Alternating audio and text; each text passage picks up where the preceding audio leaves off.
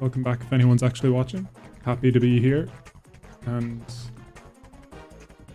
there I am. Happy to be here. I hope you're watching. Weird thing to say. Hope you're having a good day so far. I'm coming into this deliberately with a lower energy because I think that's where it's at. No, but I think I always come into these with fake energy. You know, I'm like, hey, welcome back everyone. So we got loads planned for you today, and it both makes me want to not stream as much because I have to come into it with a fake energy, and it also makes me tired because it's not who I am. I can have energy at appropriate times. If I say or see something funny, I'll happily be energetic when I react to it. But this is my job. You show up to the office and you're like, hey everyone, yep, you sip on your coffee and you get to work. There's no need to pretend to be Mr. Enthusiasm, Mr. Happy. Just gonna try to be a bit more natural with it. So yeah, how are we all doing? Won't kill too much time here. Basically try to get into this. Actually, yeah, I'll do a quick recap what I've been working on recently and why I have been so bad at streaming. This is not what I've been working on. This is what we're going to be working on today. What I've been working on is the documentation for the LocalBoast library. Quick recap for nobody. LocalBoast, as well as being me, as well as being this brand, streams, videos, LocalBoast is first and foremost a React library that we are building live on stream that I'm putting my name to. And I say we, it's basically me. I'm building it. It's a React library full of quirky little UX functionality. Quirky little things like a component or a hook that animates text like this. That's something that I've built. Or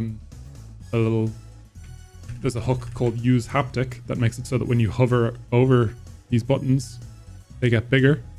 When you click them, they do a little click. That's something I built.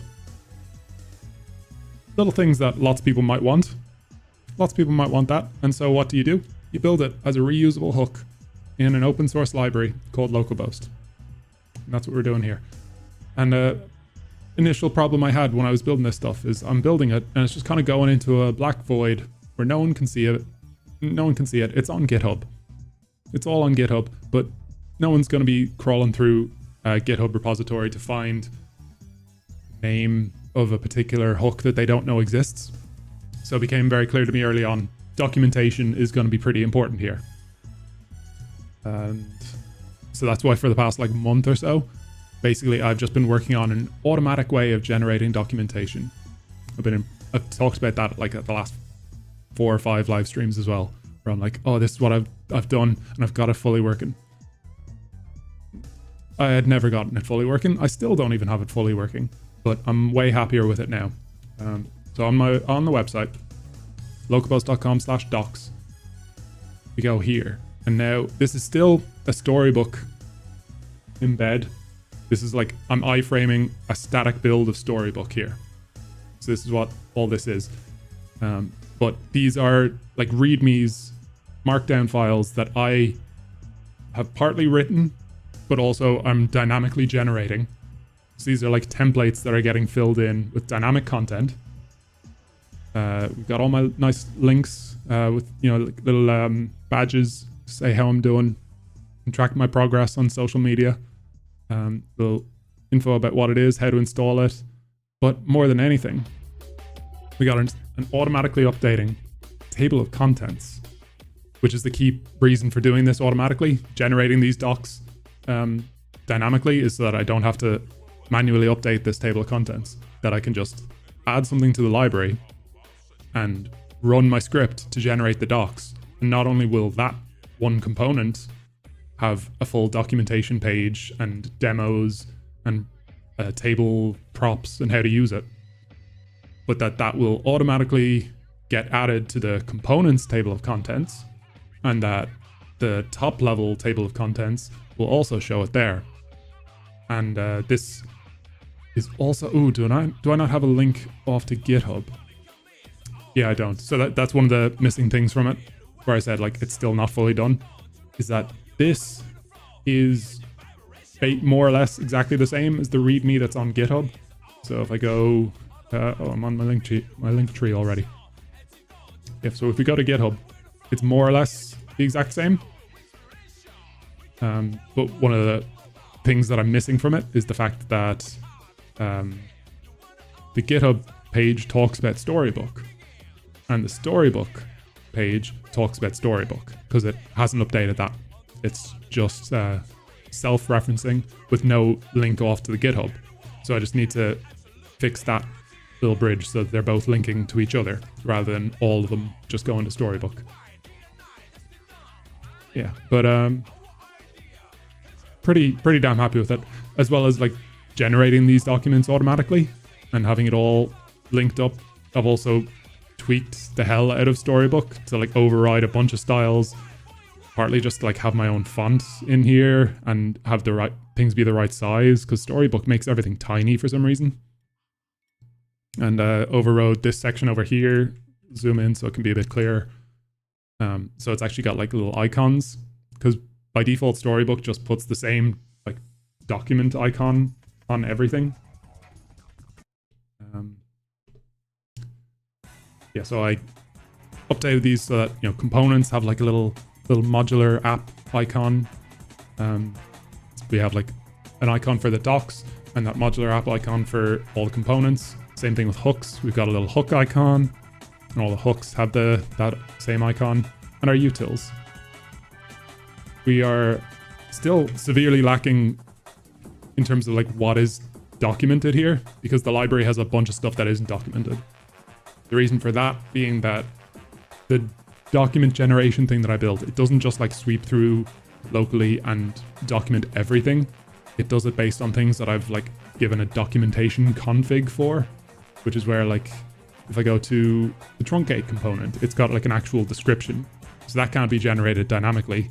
That is included in config, which I can show you what that looks like.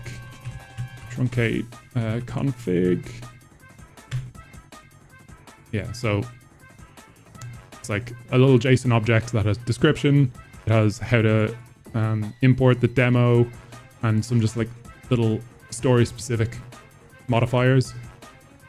But just by having this one JSON object in a file here, not only does it generate this whole Storybook file, but it adds it to the table of contents and all that.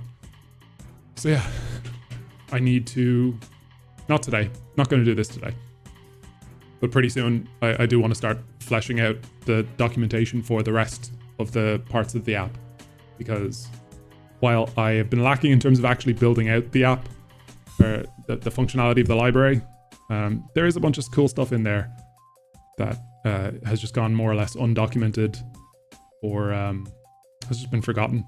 Cool things that I've added that, you know, no one would know about. Yeah, so that's what I've been working on and why I've been neglecting streaming, because writing scripts to generate scripts from my local machine, it was both like really time consuming, so I didn't like necessarily, I wouldn't have been able to fit that in on just like the time that I do live streaming. I was working on that the majority of my days, but it also just wasn't very visually interesting and kind of like technically difficult, so I probably wouldn't have been able to talk while I do it. So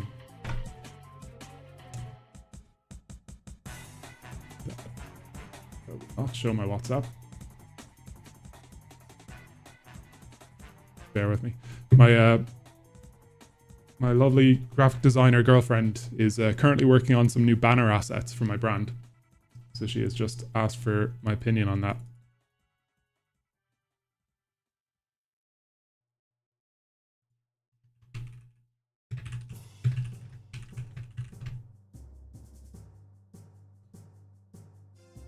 Yeah, banners for the socials are needlessly difficult.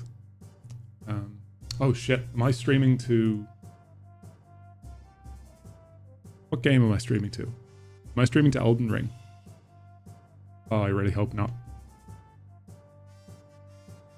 Let me just quickly check that. I think the last time I streamed, I did coding, and then I switched to playing some Elden Ring. So I switched the game. Okay, no, we are stream software and game development. You. Because I don't... Oh, maybe I did switch it back, yeah. I was checking how to... after that live stream, I didn't know how to switch the game on Twitch. Like, someone in chat was telling me to, like, oh, just type the command set game Elden Ring, and it'll do it automatically. And I couldn't find documentation for that anywhere, so I panicked.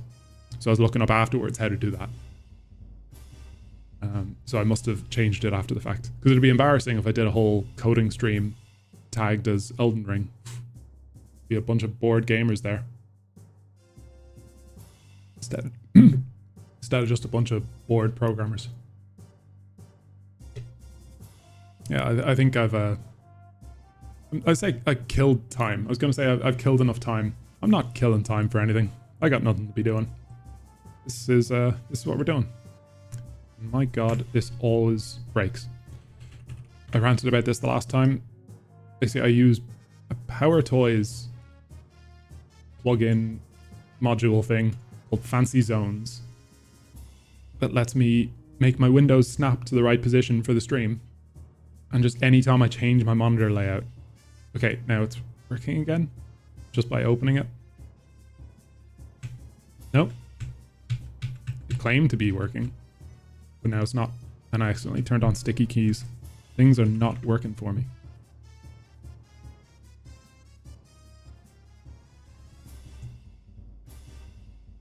Okay, just turn it off and back on, and now it'll start working. Yeah, there we go.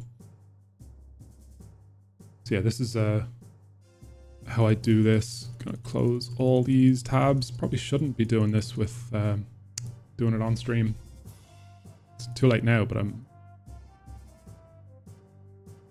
I don't think I had anything sensitive open. Should be more worried about that though. Right. God, I am low energy. I haven't been feeling great the last few days, kind of physically or mentally.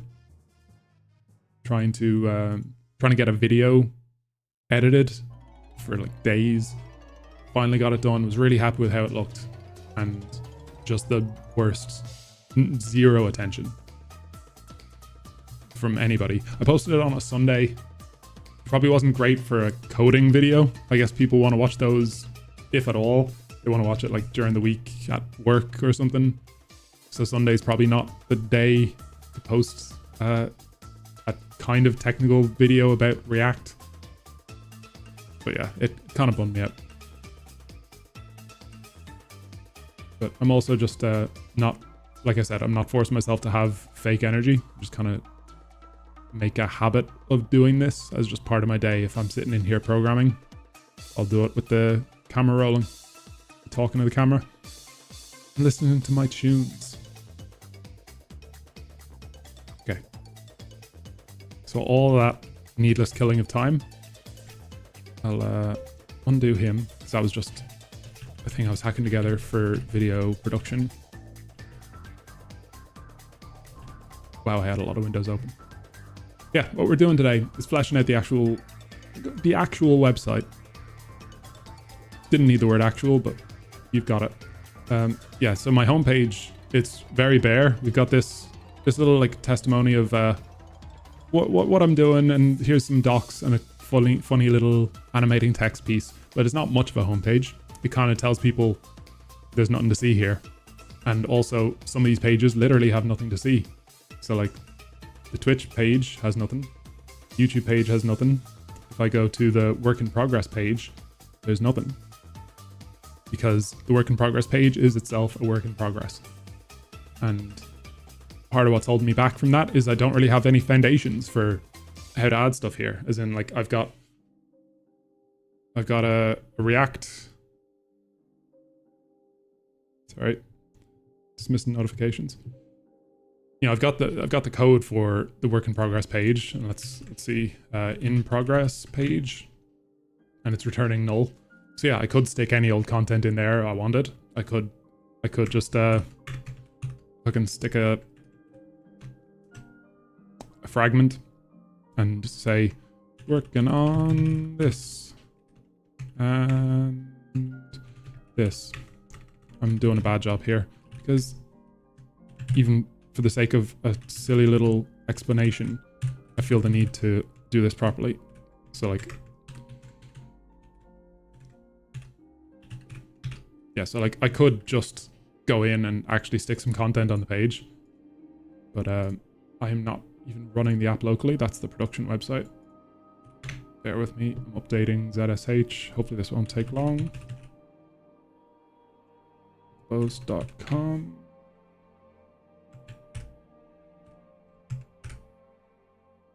If anyone is actually watching, thank you very much for taking your time to listen to me rant. Feel free to chime in and chat. Let me know you're here. Got any questions about React? Let me know. Might not have the answer for them, but I'll read the question aloud. Yarn dev. That's what I need.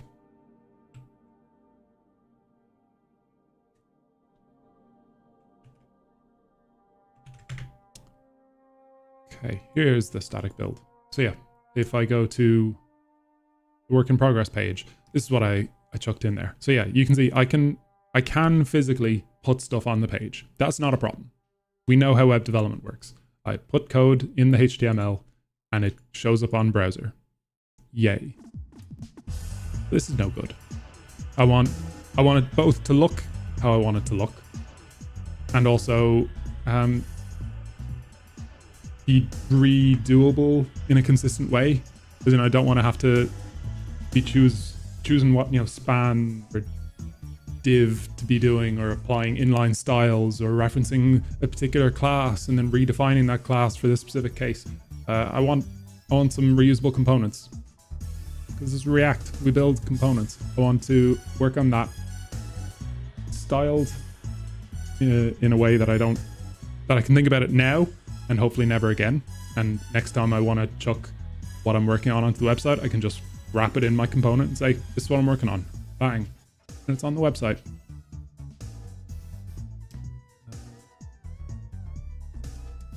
Yeah. Dead end. Dead air. This is why you need fun people in chat. Because if you've got someone who's not fun hosting, then it's just a bad time for everybody. I'm also being like putting myself down. It's being overly negative. Well, I'm not being falsely optimistic. I think I'm letting myself be negative. And I shouldn't be doing that. I should probably perk myself up with like a little game here and there. You know, play like Wordle or something, or Pokedoku. But that can be another time. So let's do my favorite thing here. Let's go with some error-driven development, or like, I don't know what the proper term is. It's like, it's not test-driven development, but it's like using a thing that doesn't exist and then make it work. So like, kind of like an end. Not the ends justifying the means. The ends dictating the means. Does that make sense? So if I say, what would you call it? Bio content? That's terrible. Basically, what I'm doing is I didn't show the design. So my lovely graphic designer girlfriend did some web design stuff for me, like how some of the bits of the website could look. And one of the things that I want to work on today is these bits. So, simple enough. Got a dark mode and a light mode version. And so basically it'll be, there's a bunch of alternatives. I'd probably go with one of these like wider ones, but maybe the module itself could have like a prop that dictates which of these layouts to use. That could be a bit of fun. Keep the website looking fresh. So should be a pretty straightforward component, especially since this is Figma, so we can look at all the CSS attributes here. So what have we got? We've got a background piece that it's got background color here. Question is, do I want to just have it be transparent? Probably not.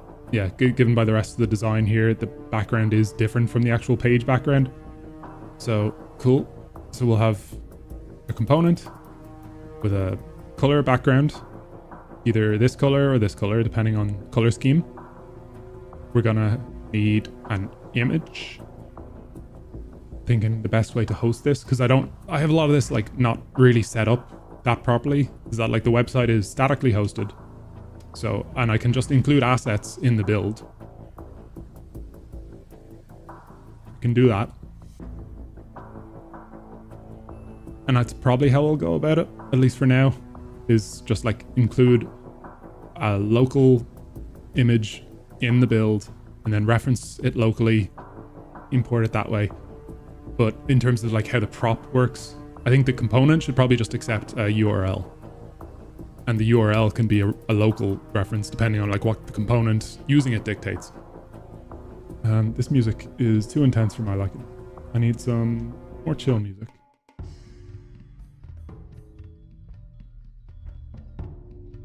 Yeah, so the image, as far as the component's concerned, the image will just be an image tag, or like maybe like the Mantine image component, which presumably, yeah, we can just give that any old URL. So that's really not too much of a worry. I guess the aspect ratio is something to be concerned about, in that I'm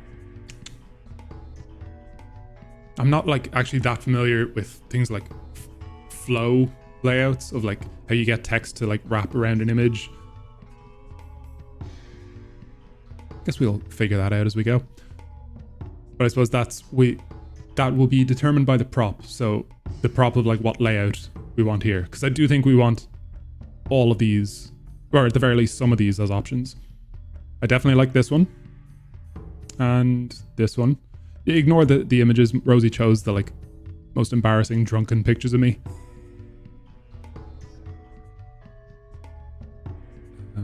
I think she used these images assuming that I'm the only one who would see them.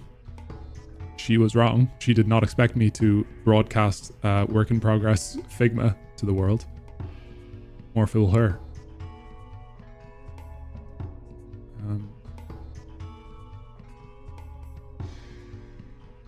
Sec.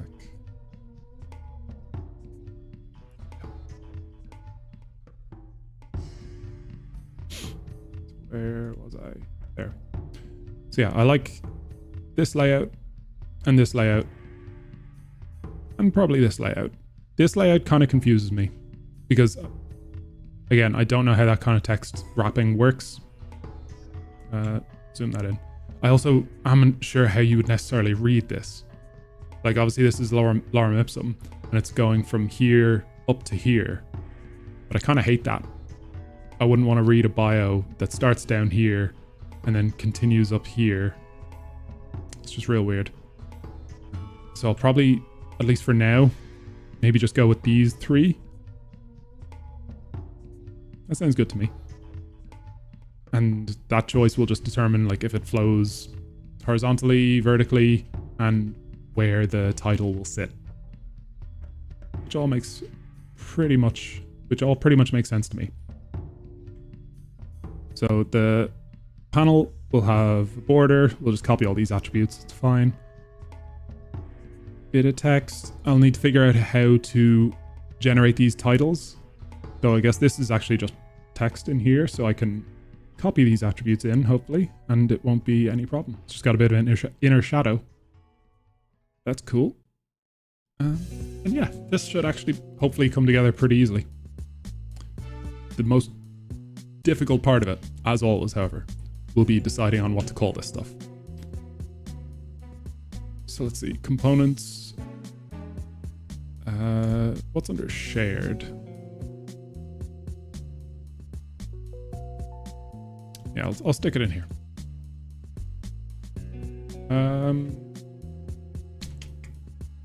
would be a good name for this? Content?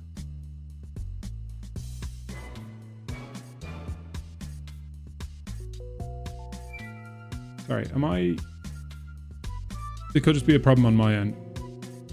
Am I like duplicating my screen? Hang on.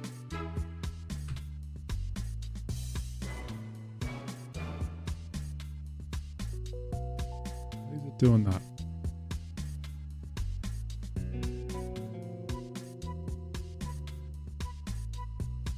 It's weird.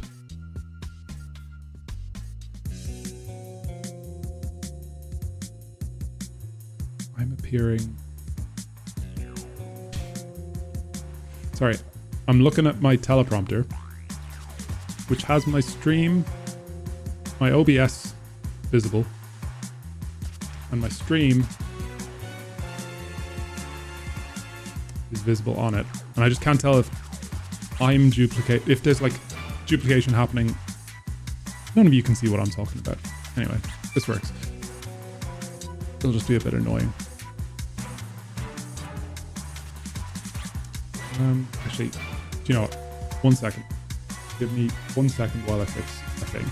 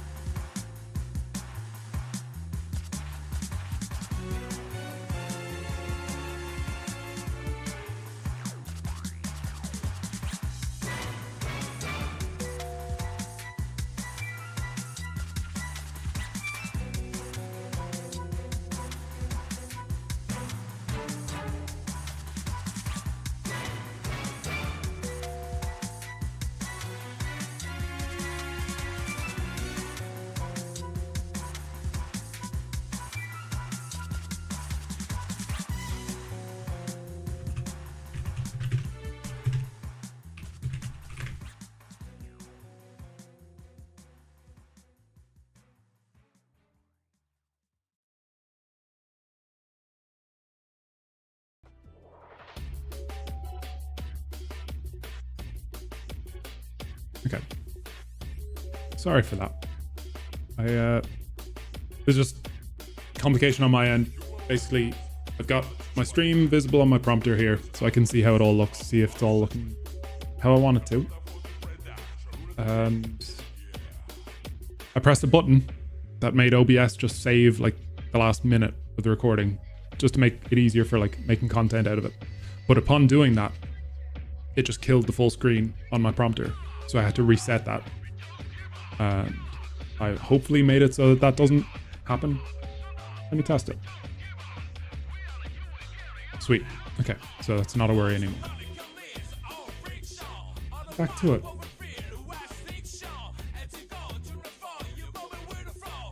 Cool. So what I was trying to think of was a good name for this component.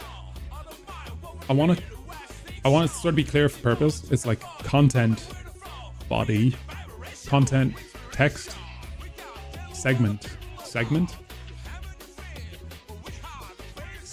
I'm just gonna call it text segment. Let's go with text segment, and we're gonna be stuck with that forever. Text segment.tsx.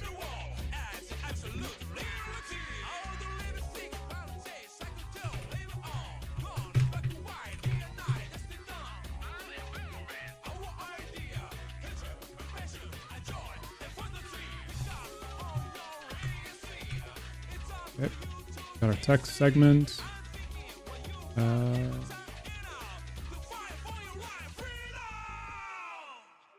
Where was I? Here. Right, I just need to make an index for it.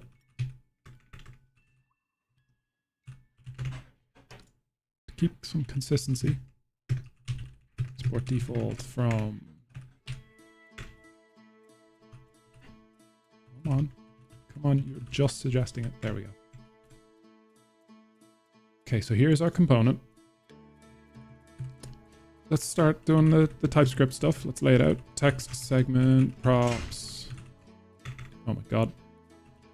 I really need to do that live stream I was talking about, last time, where I forced myself to get better at typing.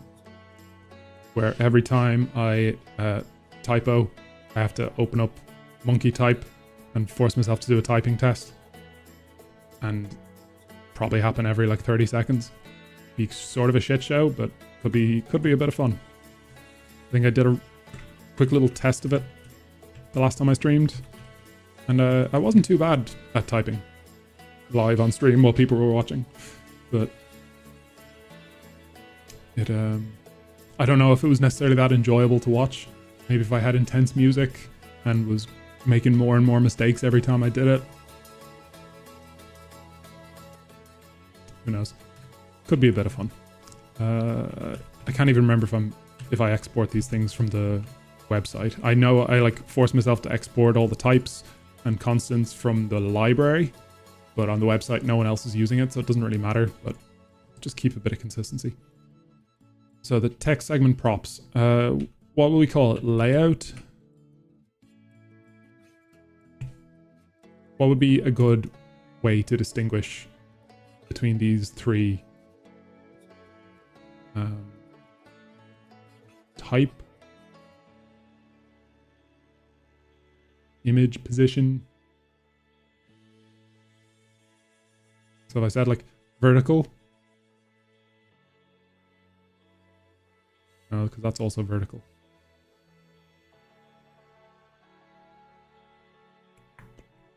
I could maybe have it as like two props. So I could say image position top, and then have a title position. That goes a bit farther from the idea of having like a preset that like always does exactly how I want it to look with minimal difficulty in using it. But that might be the way to make it most flexible and like the least heavily handedly opinionated.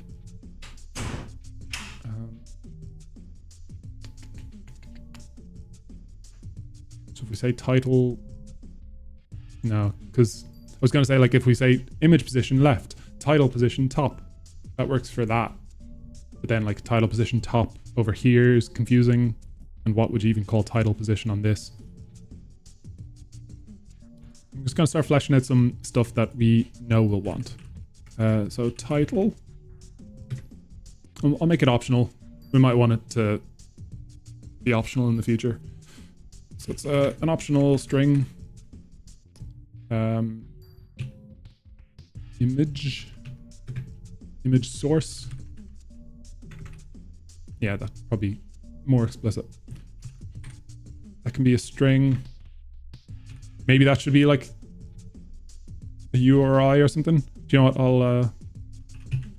Let's see. I'll probably be using the Mantine component. So also image props source.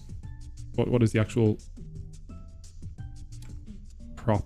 This source. Okay. Yeah. So we'll just copy the image source from there. And body. Do we want that to be optional as well? Maybe we'd want to have like a title and an image, but have no body content. So screw it, I'll make that optional as well.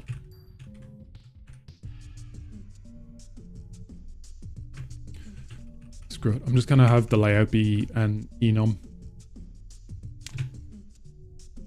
Layout will be, and I'll just make an enum. Layout, text segment, layouts.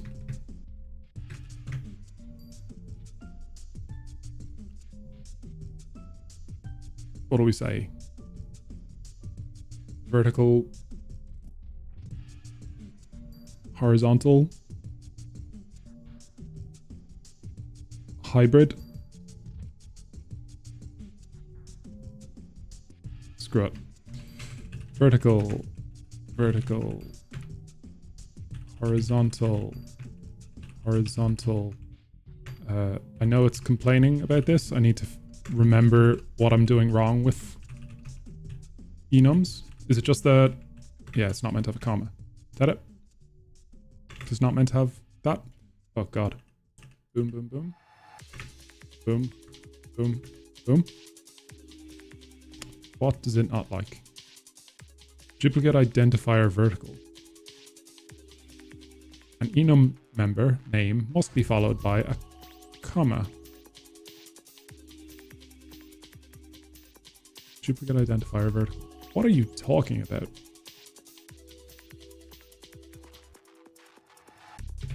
So it didn't like when I had an equals. I'm just going to see how I've done this before in the past. Enum. Truncate from. Aha. Equals.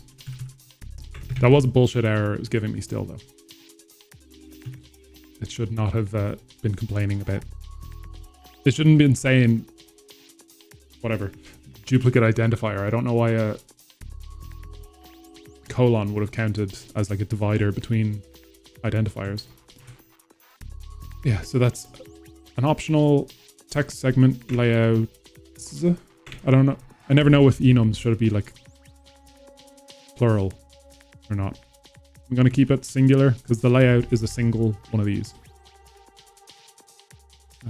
And let's make a default options. So export const text segment default props. So I'm doing this properly like I do on the website. So I'm going to merge the default props in.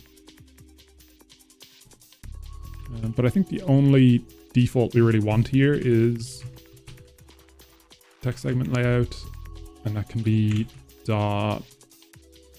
Which one do I actually want to be the default? Probably this one. Probably this one. Dot horizontal. Cool. So now we can actually start rendering some stuff. Wild. What would be a nice way to go about it? I think I should probably keep using Mantine because it has all the built-in color scheme changing stuff. But I imagine I'll probably need a bunch of overrides anyway, so maybe there's no point. At the very least, I'll use text consistently. Or maybe not. Yeah, so this, yeah, that's annoying. So this is going to be the light mode color scheme. But in light mode, text is black. Here. Yeah, I think I'll probably need to just override a bunch of shit. I think for now, I won't use Mantine. So let's just go with div. Wild, right? Wild way to start. So we go div class name. We could probably give it a conditional one depending on what layout we're using. And I'll go ahead and make a style sheet for this. Styles.modules. Module. I think that's it. Vertical layout. I don't need layout, do I? Horizontal. Hybrid. These are bad names, but I'm sticking with them. So in vertical, what do we do? They should probably all be flex. So I'll make a parent one. I'll say dot layout display flex. Vertical will be flex direction column. Horizontal will be flex direction row. And hybrid, which is this one. Yeah, that'll be vertical. X direction, column. Probably better ways to lay this out if I really thought about it, like using a grid or something and having the different columns and rows. But I think it's easier to think about it in this way.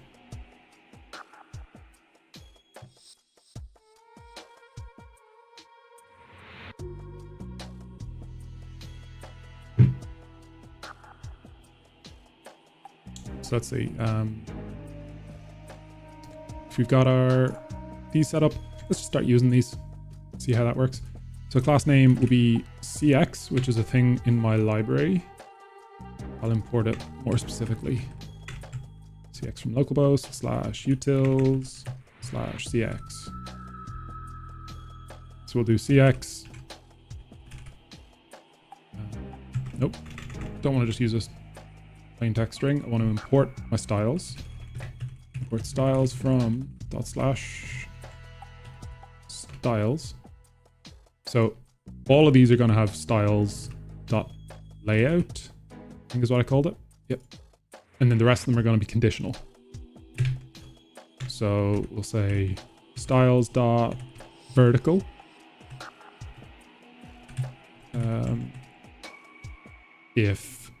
I need to do all the prop merging before I start using the props. So let's say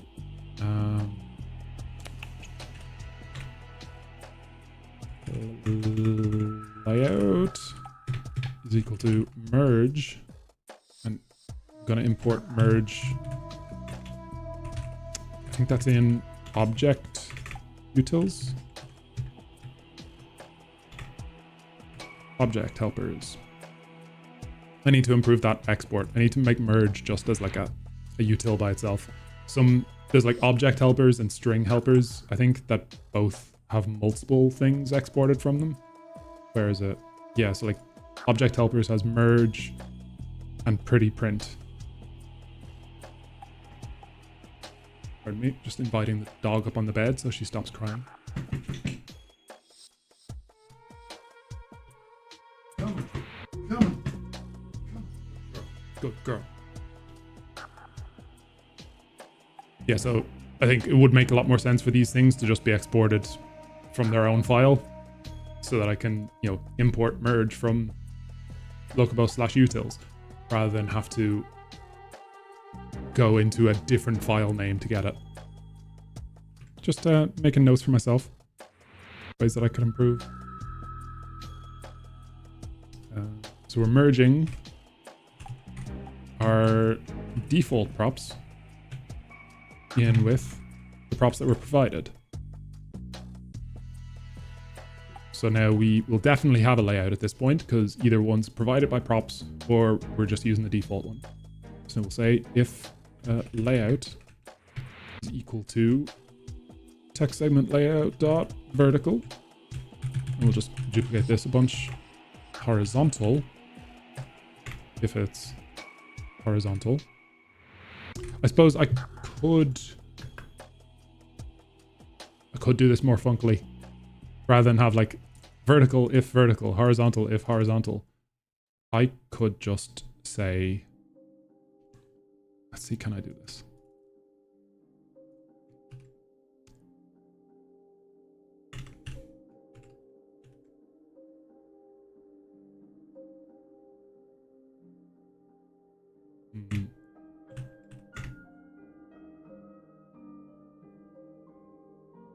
Yeah, so it wouldn't even need to be conditional at that point, right?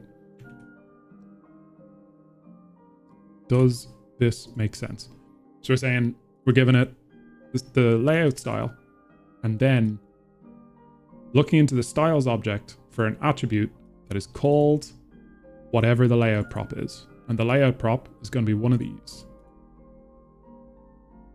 So that works. It's kind of shitty because it's a bit of like hidden magic.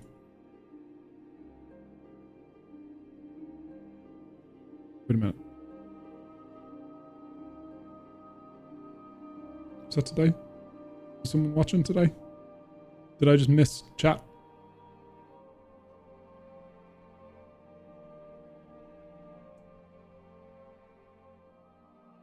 God damn. I changed my chat settings and I completely missed that anybody was in chat. What the fuck? I didn't see the bubble pop up. Hey, to anyone watching, Chainsaw Chody, you are loyal as always. Sorry if you are already gone by now.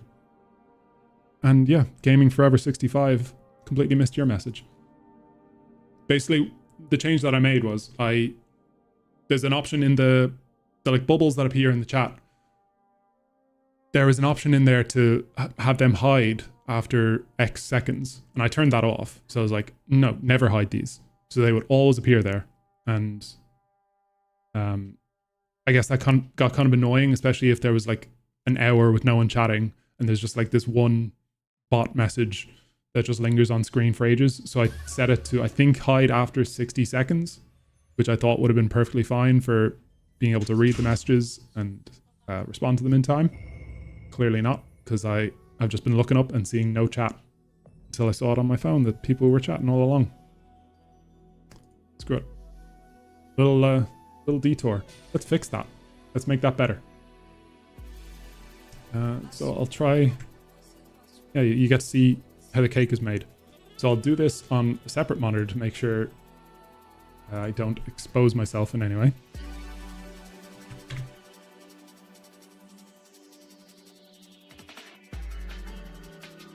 Just gonna sign in, make sure that that's all through.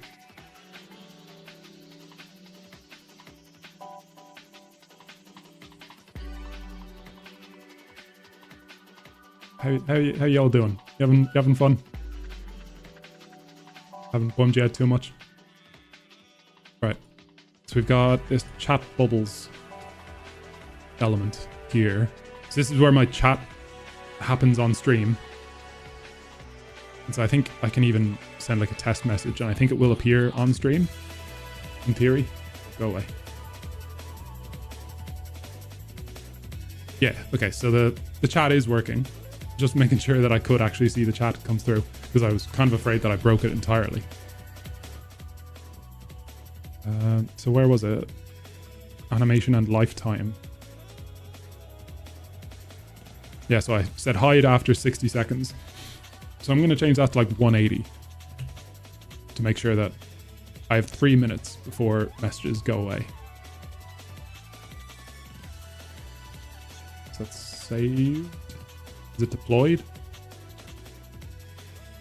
I don't know.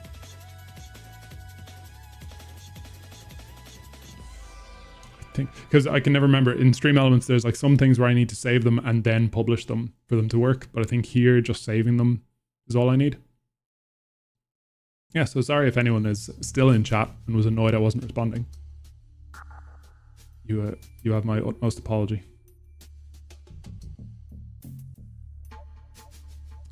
Yeah, so here we go.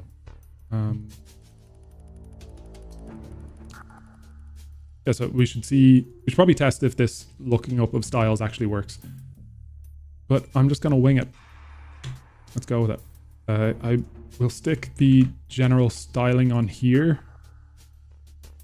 And we should also override based on color scheme. We'll do that afterwards. Right now, I want to stick. So we've got consistent things like border being 2 pixels and border radius being 5 pixels. And there's a bit of padding of, is it going to tell me how many pixels that is? So this is, oh boy. So the top is 2299. This is how we're going to have to do this. 2299. This top is 2290. So these are 9 pixels apart with a 2 pixel border. So they're 7 pixels apart, I think. Sweet. So let's just stick that. Padding. 7 pixels. Border width. Actually, I'll just go the full border declaration. Solid, 2 pixels.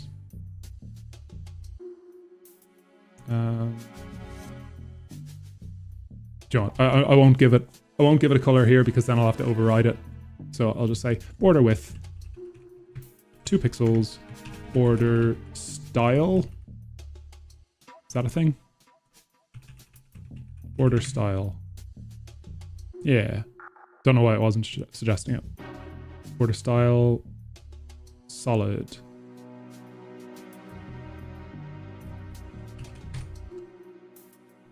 Cool, cool, cool, cool. And border radius of 5, I believe. So I've got that in there. I'll need to... What would be a good way to do this? I can say, and dark and light. And this is where I can put in my overrides for the different layouts, or the different color schemes, sorry. So in dark mode, the background is going to be this color, which is it going to tell me what that is over here? Oh, is Figma just a bit broken? Yeah, it is. It's not letting me click on anything. Oh. I think the website was just fully crashed. Okay, so that would explain why it wasn't telling me the pixel distance. Will it do it this time? No. Oh well. So here's our color for the background. I should probably be referencing this from like a theme sheet. I might do that eventually. Right now I just want to kind of get this working. Background color. That. And then in light mode, our background color. This.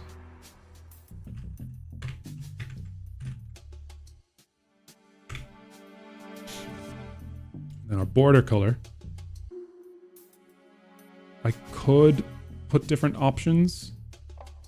Do you know what? I suppose the border color could come dynamically from the color, the themes file, because it's not a bad idea to have multiple colors available to us. Yeah, I'm going to do that dynamically. Unless it's overridden, I will, in dark mode, have the color, what is it? Border color be themes. Screw it, I'll just grab it from the Figma. Hopefully this is in any way entertaining to watch. This is one of the most, like, actually just doing some web development stuff. Oh, also good morning. At the office and busy morning so far. Awesome. Do you normally go into the office, or do you often, like, work from home? Are you sort of like hybrid? I'm at the point where I haven't had an office job in like 8 months or something now, so I kind of miss it. I still don't want a job. I still do not want to go back to like actual full-time employment, but I wouldn't hate to have an office to go to. Yes, sir. Monday to Friday. Damn. Well, at least it seems to be a chill enough office environment that you can watch Twitch streams. So that's nice. I think in one of my first office jobs, well, I say that, I've had two. In my first office job, everyone was like, you know, listening to Spotify and stuff during the day, but there was one guy who would watch Twitch pretty blatantly, and like he never got given out to, but like the boss would mock him for it, which is the closest people would get to being scolded for not doing their job. It's just being like publicly blasted for watching some Dota stream while he's programming.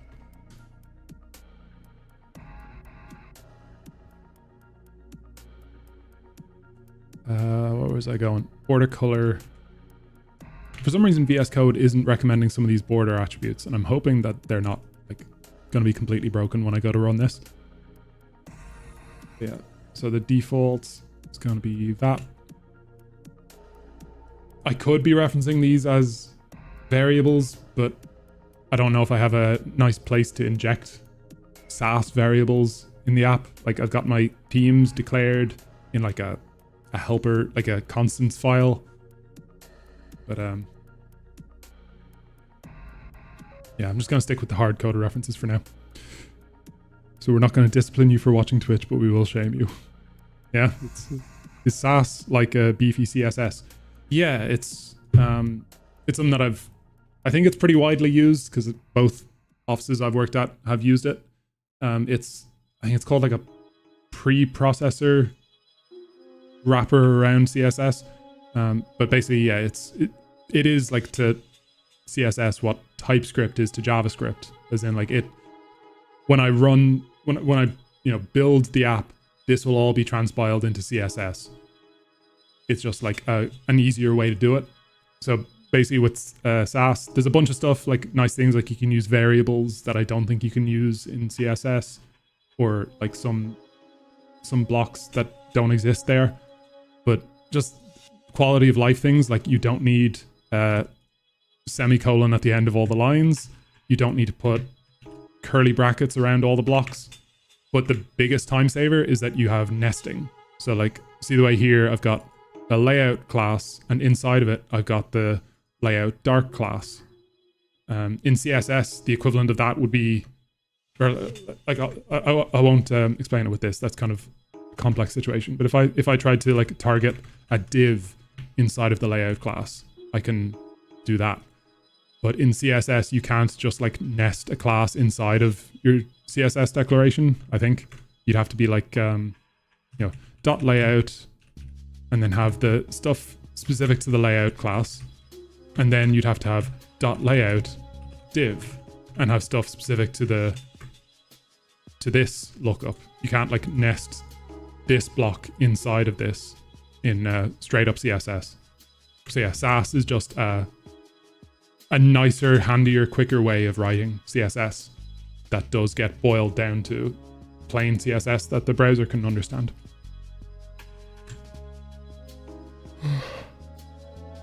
I think it's also called SCSS, and I don't know if there's any difference between them, but I'm pretty sure I know is that SAS, SASS, stands for Syntactically Awesome Style Sheet. So yeah, it's just a fun little wrapper around it. Right, I keep getting sidetracked. Not that I'm blaming you. Thank you very much for contributing in chat. I just need to get better at keeping a hold of my thoughts and being able to pick them back up. Right, so I've stuck the background color and the border color. Of course, thanks for the info. Yeah, no worries. I'm sure I've asked what you do before. Remind me, like, do you do any actual like web development? Is what I'm doing here at all relevant to you? Or are you purely just happy to hear some guy talk about what he knows, even if it's of no relevance to you?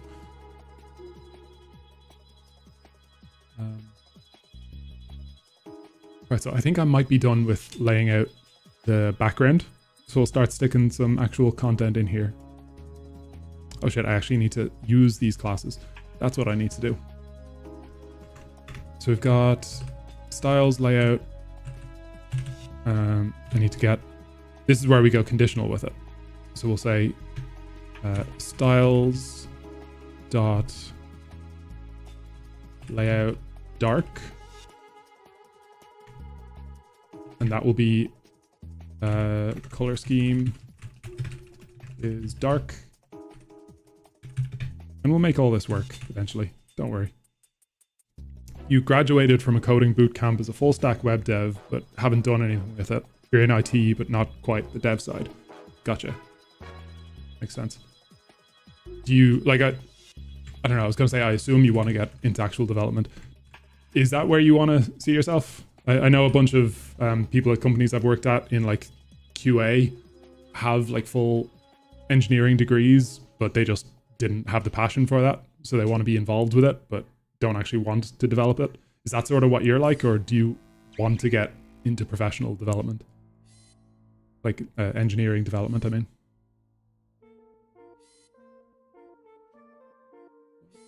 What am I doing? I just stuck that character on there and it's pointless. I don't know why I did that. I think I was just typing while talking without thinking about what I was doing. I just wanted to negate it, so I just put that on there, even though that is not what I wanted. Okay, so we're going layout light if color scheme is light, layout dark if color scheme is dark. Now we just need what color scheme is. Const color scheme is use Mantine color scheme. I've got a bit of a problem with Mantine color scheme where I'm not actually sure the best way to use it, because sometimes it's just wrong. Basically, like on the first render, if I go to new private window, I think this was how to access it. Yeah, so if I open the app, like brand new user, never used it before, has no settings persisted. So you can see that the dark mode toggle, which is supposed to know whether you're in dark mode or not, the page is clearly in light mode, and yet the dark mode toggle thinks that we're in dark mode, because on the first render, if there's no setting, it defaults to dark, even if it's not true, even though Mantine is supposed to be able to derive that from user settings. So I think that either the library's bugged or I'm just not using it correctly, but either way, it's going to be broken in a few places, and I need to figure out a consistent way of getting the correct value there. But I'm just going to keep going with the broken way that I've been using it and figure that out down the line. You would love to get into something like software development. I love streamlining data management for reporting, but that's the extent of my capabilities. Yeah, there's definitely like data engineer roles. Like I know some people are like much more statsy and like don't touch an ounce of programming, and then there's some people who will like build full apps and coding stacks built around integrating software and being able to QA it. So yeah, there's definitely ways of combining your passions and what you know about.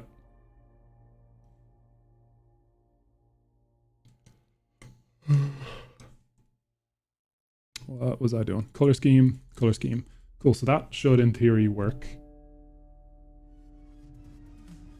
Cute, more fun song.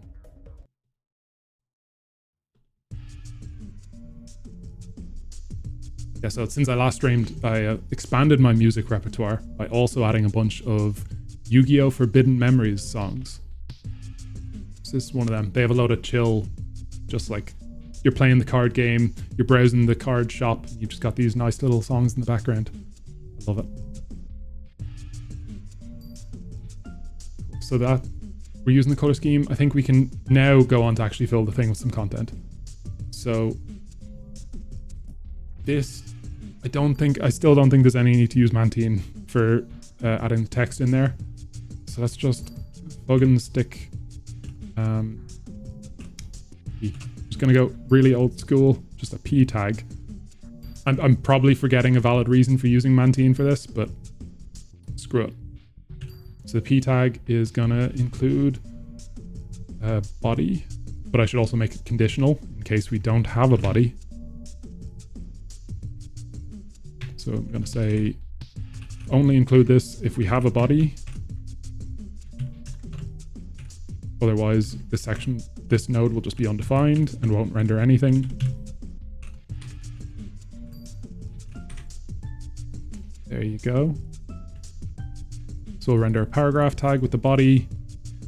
And I think the layout changes should probably be specific to the image and the title. I feel like the body should be just like in the component and the title should wrap around it. So I could probably render those as like standalone things, standalone variables, and inject them at the right time. So let's say image tag. Yeah, let's go with that. So we'll say if we have an image source,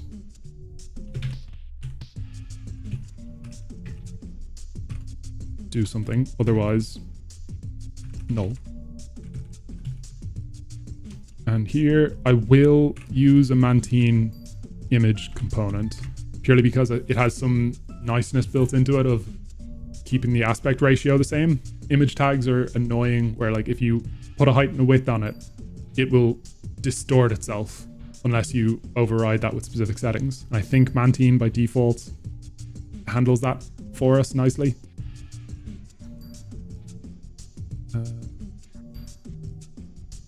Actually, I had an image loader component in the library that I haven't used.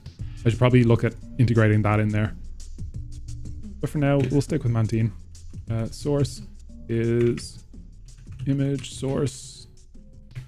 And I don't remember what height and width stuff I need to set on this, so it will definitely be very wrong for the first while. Yeah, so let's think about the layout for this. Is the image tag always going to be first? I think it will. Yeah, so here we're flowing vertically, so the image tag is first. Here we're flowing horizontally, and the image tag is first.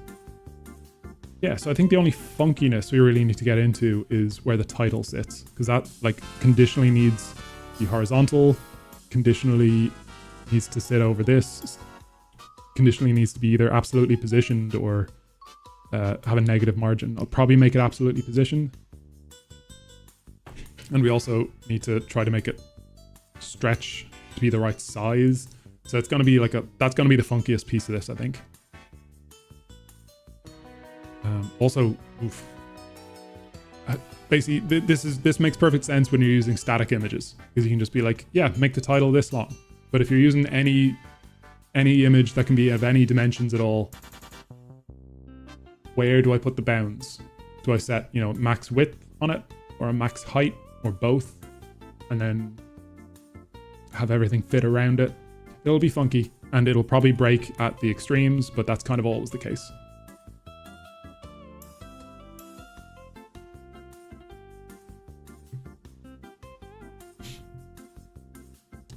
So yeah, image tag, I'm just going here. I think to actually make this a bit nicer, to make it a bit more manageable in laying this out, I'm just going to stick body tag in here.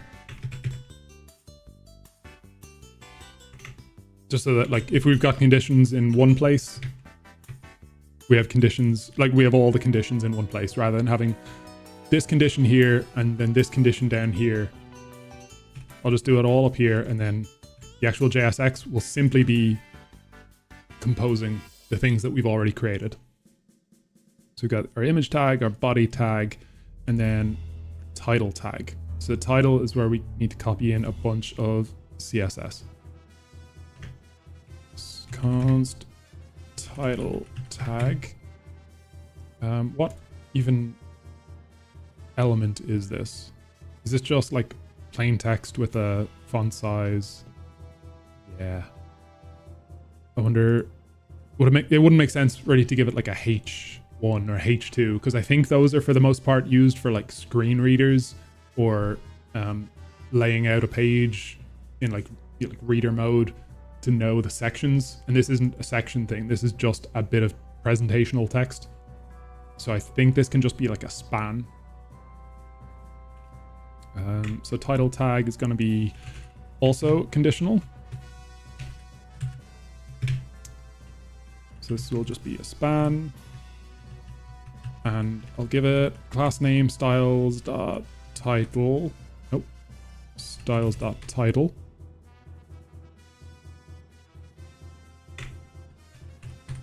Title.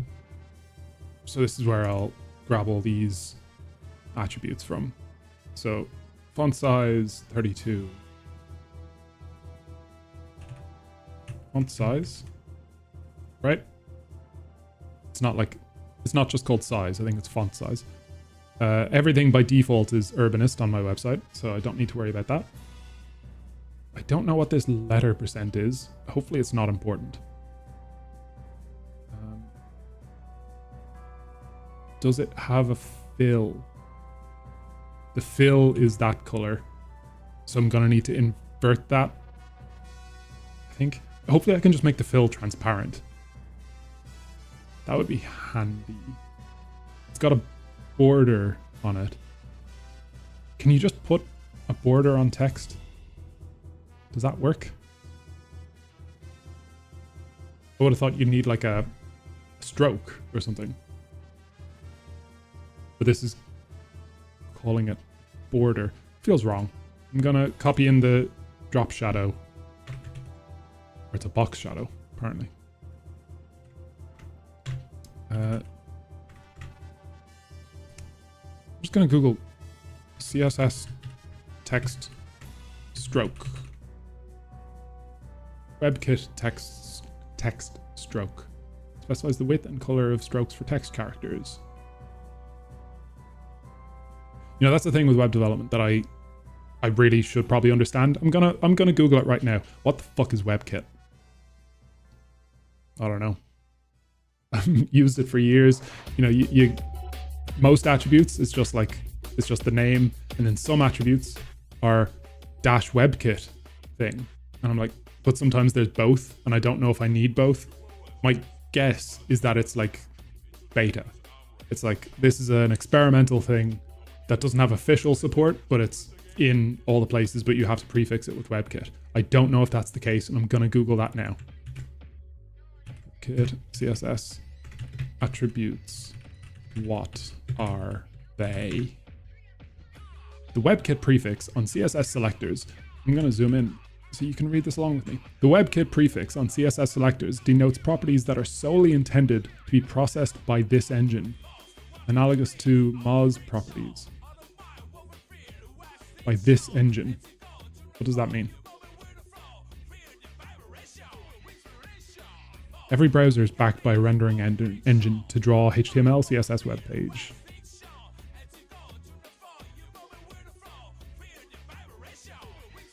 Okay, so it's specific to the engine runs it. So I don't even know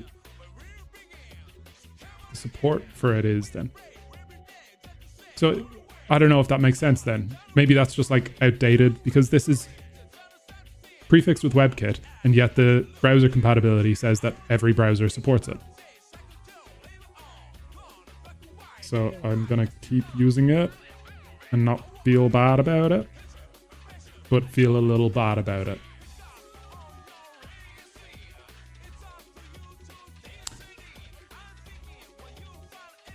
Yeah. WebKit. Oh my god. Text stroke. Need to prefix it, don't I? Yep. WebKit text stroke, and I'll just copy that from here.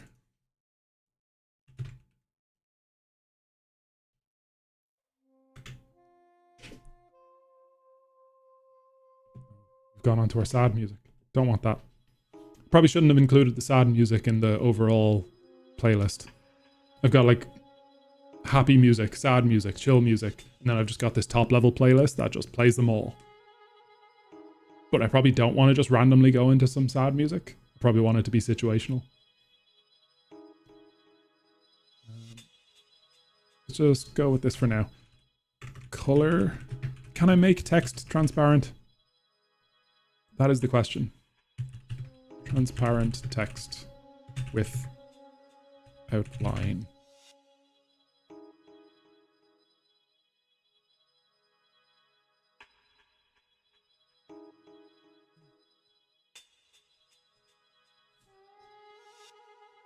Is it? What is the text HTML tag?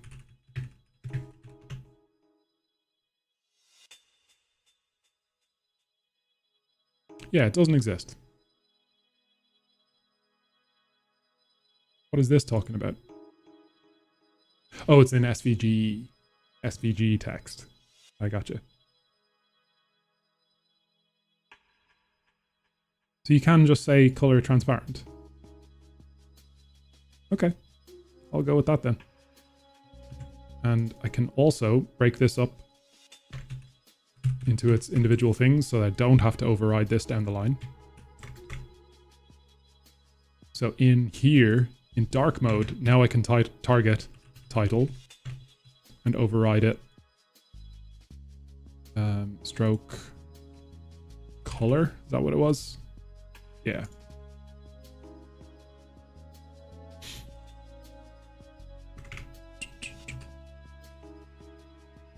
So we're setting stroke width 2 pixels, over here. So we want that in dark mode and light mode, and we need to decide what color they should be in each of those. So in dark mode, where are we? Here. So in dark mode, we want the text stroke to be yellow. Cool.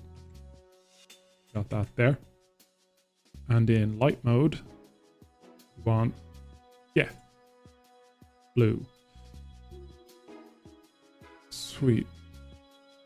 And these things, I'm going to have to be able to override them dynamically because I was saying I want a prop to be able to change the color. But for now, we'll just keep them hard-coded and we'll all pretend to be happy. So we've got our inner shadow. Oh, it's a box shadow. Can I change the box shadow color as a single attribute? That is the question. Box shadow color.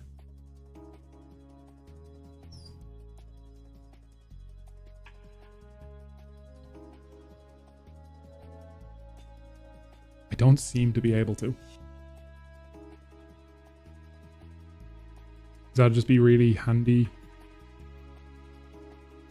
Yeah, it seems like I need to do the full declaration in both. All right, so there's the dark mode and the light mode, and the shadow presumably has the same color as the fill. Not the fill. What is it? Stroke. Yeah, they're the same color. Okay, and also, should I do the text style where I force upcase? Because like these are obviously all upcase, but the question is, do we want whatever component uses them to have to specify them as upcase, or should they just be forced upcase no matter what text you throw in there? I think I'm just going to leave it and have whatever component passes it in can just pass in an upcase string. So, what am I doing wrong here? Oh yeah, title needs to come from our props.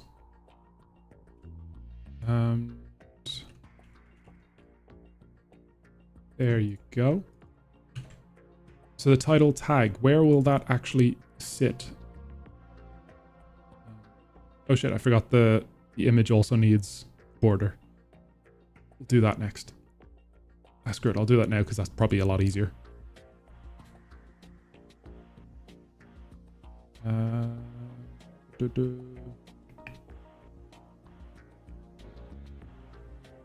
So the image, can I give this a class name? Mantine, do you support? Yes, you do. You're a good guy. Styles dot just image. That's fine. Image. So border radius, I assume it's also 5 pixels. Let's have a look. Border radius 6 pixels. Poof. Going crazy. I'm just going to keep it 5. I'm not crazy. Not feeling crazy today. Where did I grab these? So yeah, border width and border style. And then in the light mode and the dark mode, similar to how we overrode title class, I'll override the image class with border color. And this will again use the same color that all of these are using. Sweet. Flex supports the gap attribute, right? I think it does. And how much of a gap are we talking here? About the same amount of gap between this guy? Yeah, more or less. So I'm now thinking that that's a lot more than 10 pixels. I'm going to say padding 10 pixels, gap 10 pixels. Yeah, so the image should be spaced away from the text now. The image should have border and a curvature. And all we need to figure out is how the fuck the title is going to sit on the page. So where would make sense? Here. So is there a way to do it without changing the markdown? The markup. Apologies. So this one can just be sitting there absolutely positioned. That's fine. This one needs to be physically on the page to take up this space. That is also fine.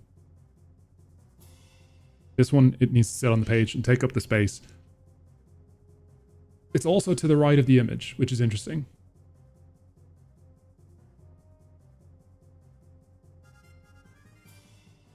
What is a good way to do this? So I suppose it's above the text and to the right of the image. I'm just thinking about how to lay out the stacking here. Because like in this one, we want the text to go all the way to the right. So I think it makes sense to have a line down the middle. So it's like a column with this element and then a container element for these, which is a row. But in this one, it's sort of the opposite. So yeah, I suppose we can just have both be the case and then have the title tag sit in one of two places with a condition. I think that makes sense to me. And then it doesn't really matter where in the DOM this one is because it's going to be absolutely positioned. So it'll be floating relative to the relatively positioned container. So first thing I'll do is make this guy position relative. Title. I'm going to say and hybrid. Does that make sense? Actually, no, under here, that's how I'll do this. Yeah. Because I've already specified these. Sweet. So under hybrid, got dot title. We're going to say position absolute. In horizontal, which is this one. So he's going to be rotated 90 degrees. Or is it going to be minus 90 degrees? Let's go minus. I feel like rotations are always opposite to the way you'd expect them to be. So transform, rotate, minus 90 deg. Oh shit, this needs to be dot title. I know this is kind of like a wild way that I'm programming in that I've laid out this whole style sheet and all of this and have not actually let it render on the page once to see what we're looking at. I kind of want to just dump it all out and see how close to a finished piece we can get without looking. I think that's kind of cool if I get anything at all correct. Okay, so that's rotating. And its height is going to be 100%. Does that make sense? I suppose it's text, so it's not going to automatically scale anyway. So maybe the image height should be determined by the title height. Oh shit. Sorry, I got it wrong. So this one over here, this one on the right is the vertical. This one on the left is the hybrid. So I need to move those around. So it's rotated in hybrid mode. And it's absolutely positioned in vertical mode. And in horizontal mode, there's nothing fancy to it. I think I can just be pretty much unchanged. Yeah. I'm definitely forgetting a bunch of stuff here. So basically I need to stick a wrapper around the image tag and the body tag to be able to conditionally have the title tag next to it in the same element. And I'm wondering, does that wrapper need to be conditional? Like, does it matter if a div gets added, even if it's empty? I think it does matter because this parent is going to be accounting for its spacing. So, yeah. Okay, so we'll do that up here then. So we've got the body and we've got the title. Ooh, where does the title go? Sorry, I'm just getting a bit, I'm overthinking things. So we've got the image tag, the body tag, and the title tag. The title tag needs to go inside of one of these. But where does it go if these don't exist? Okay, so here's what I'm gonna do. Body wrapper, which only exists if we have a body or we've got a title and the layout. So at what point is the title associated with the body? It's just this one? Yeah. I suppose it can be this one or this one. So as long as it's not hybrid, basically. And layout does not equal layout, called text segment layout. Oh God. Text segment layout dot hybrid.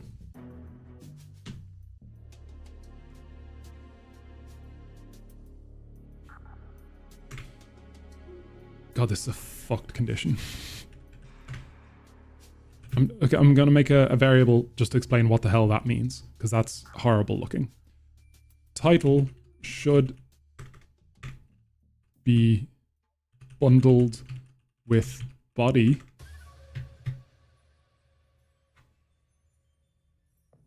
is only true if we have a title and the layout is hybrid.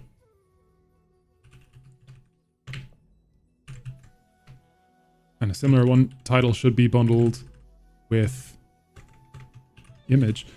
Like this I'm just showing that like I'm not great at programming responsive layouts and having things wrap nicely with each other.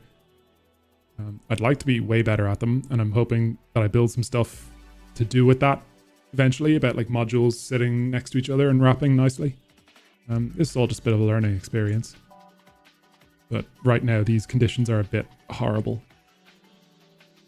So title should be bundled with image is only if we have title and the layout is hybrid. Is that the only time? Yeah. Cool. So we only include a body wrapper in the DOM if we have a body, or if the title should be going into the body wrapper.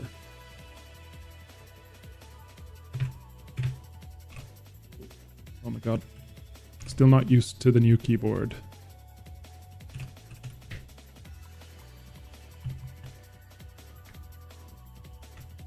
I can't think of what I need to give this div right now, so I will ignore that for now. So this is just going to have the body and title tag. It's going to be the body tag, sorry, not the body. Body wrapper, and then image wrapper. It's basically going to be the same thing.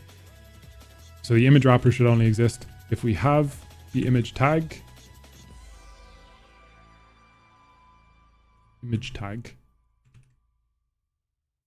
or title should be bundled with image, in which case we'll have a div with the image tag and the title tag. Okay, so now we just need image wrapper and body wrapper. Now I'm at that point where wait, fast refresh only works. Oh yeah. I don't care. I'm at that point where it's like I can't think of what I haven't done. It might just be that I need to hit save and make this actually do stuff and see how it looks. I need to give it some actual content. So that's something. And what I will do for doing actual content, part of it, basically I wanted to have a picture of what I'm working on and some text explaining it and a title. So one of the things that I want to do that with is like the apps that I'm building, the Etch-a-Sketch component and this code replay thing. So screw it, I'm going to do it with the Etch-a-Sketch instead. That'd be more fun because I have to hack this apart to make it work. Etch-a-Sketch. I'll authenticate in a separate window. Cool.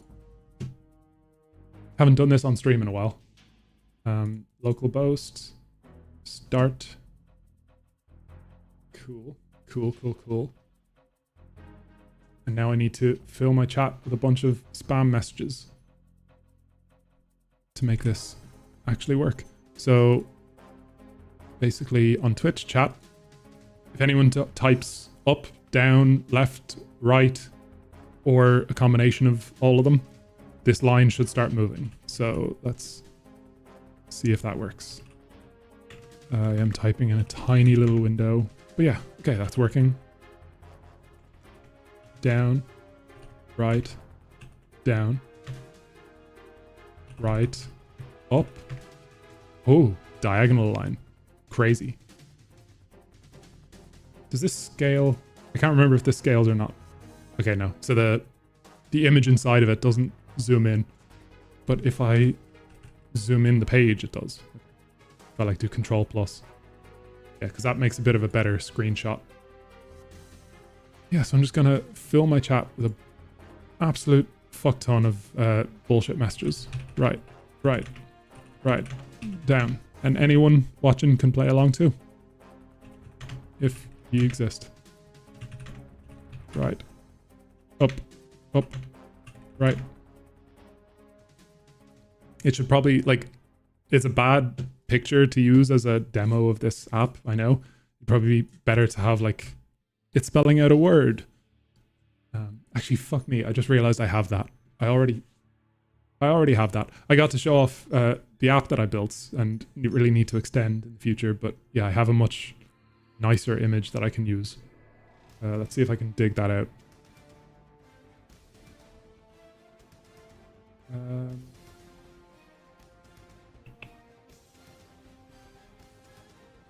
Yeah, it's this guy. Built this for like a YouTube thumbnail.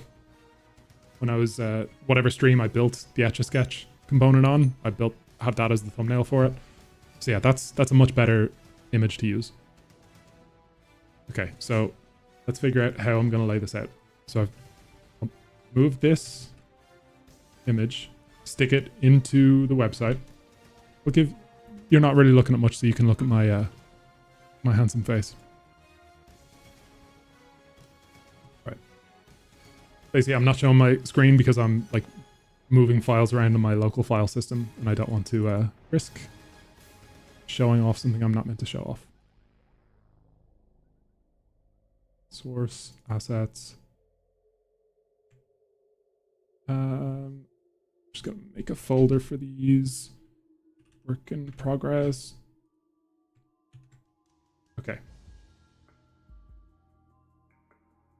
Cool.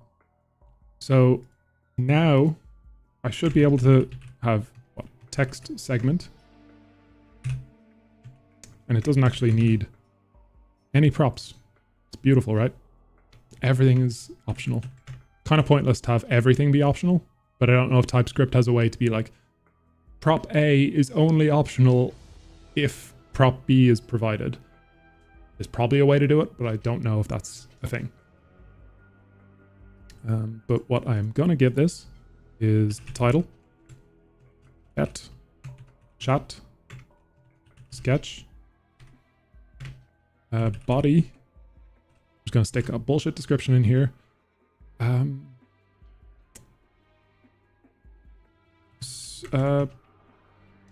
Proof of concept for my use Twitch chat hook. Playing on the visual of an Etch-a-Sketch having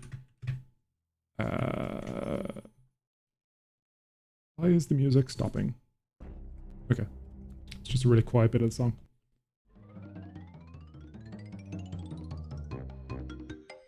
Having a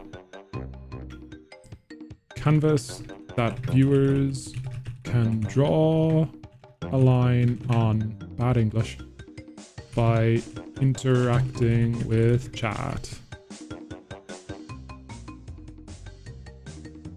Kind of hate writing copy. That's always one of my biggest problems with programming is like, and documentation and everything. It's just like explaining what this thing is in coherent language that people can really understand what the point of it is.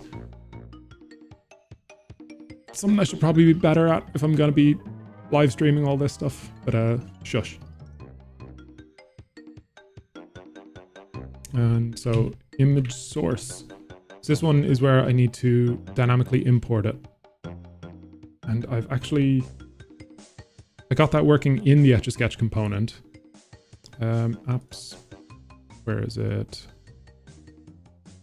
Apps, Etch-a-Sketch. Panel, I think, was a component. Yeah, because see, you can hear I imported these images.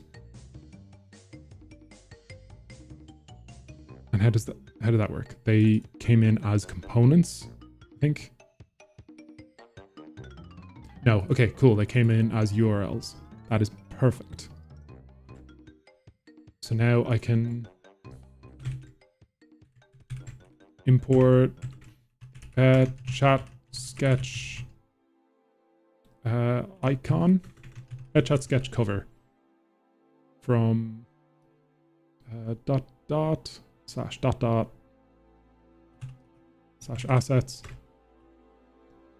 I think that's the root anyway, is it? Let's see if VS Code will help me out here. /assets/ et. I think it's in there. I don't know why it's not recommending it. Source assets. Do I just need to refresh? Oh, it's work in progress. Of course. Whip. LocalBoast. Terrible name. Okay, but in theory, this might just work. Let's see how it looks. Oh, if it looks exactly like this, I'd be so fucking happy. That's not it. Ignore that. So, work in progress page. What have we got? What have we got? Completely empty. It's completely empty. This is the production website. Ignore that. Okay. Huh. Okay, so a couple things. Ooh. So a couple of things are happening here. I forgot to make the two versions of it conditional. So we've got the title showing twice. Quickly fix that.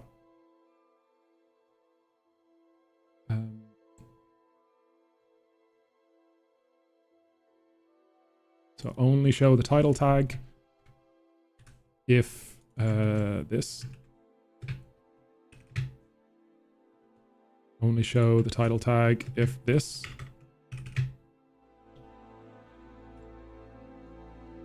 Okay, so now only one of them is showing, at least. The title should be first. Yep. Title should be before the body tag. In both cases, I think. So I got that wrong. Cool. Okay, title's showing above the description. The spacing isn't bad. I think that's basically correct. The background color is correct. It's really just the sizing is fucked. Also, it's got a white background that I don't want. Did that image have a white background? It does. Whoops. I think I might have had an SVG of it. Let's see if I can dig that out. Okay, so I don't have an SVG, but I have the Krita file for it. So I'm just gonna very quickly export this with transparency because I want it to look good. Christ. And now you can see me fuck around with Krita and try to figure that shit out. So where is... Okay, so that white is coming in on the most background layer. So if I magic select this... Why is it purple?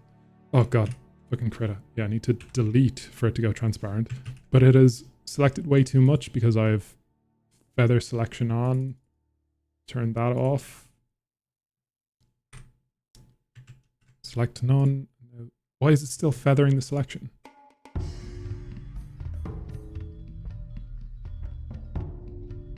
That's annoying. I delete. How does that look? Let's just see if I zoom out. Because it's taking off more than it should. But it's probably okay.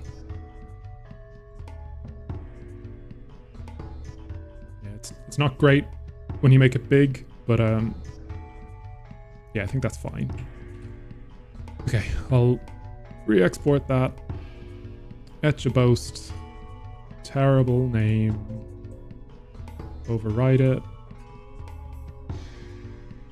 Hope you don't mind, if anyone's watching, hope you don't mind seeing this much of like how the sausage gets made. Because this is just what I'm doing. This is my job. You're watching me do it. Trying to find where that image goes. Yeah. Replace. Cool. So in theory, if I refresh, yeah, okay. So it's now got transparency to it. I don't know if I like that. The image has transparency, but now it just looks like there's a pointless border around it. Should I give the image a background color? Would that make sense? If the image has a background color that matches the border color, I think that'll help ease all this transparency. Let's just quickly see how that looks. So here, yeah, there we go. Background color. Oh, and I closed the file. Okay, I managed to make the change and save it in time, at least. Design is difficult. I don't know if this looks good or not. I don't know what the best way... It's probably fine. I'm gonna make it smaller and try to make everything make sense. So I need to make sure that the title doesn't look right. Yeah, I need to make sure the title doesn't look right. That's a good. Why does this look so bad?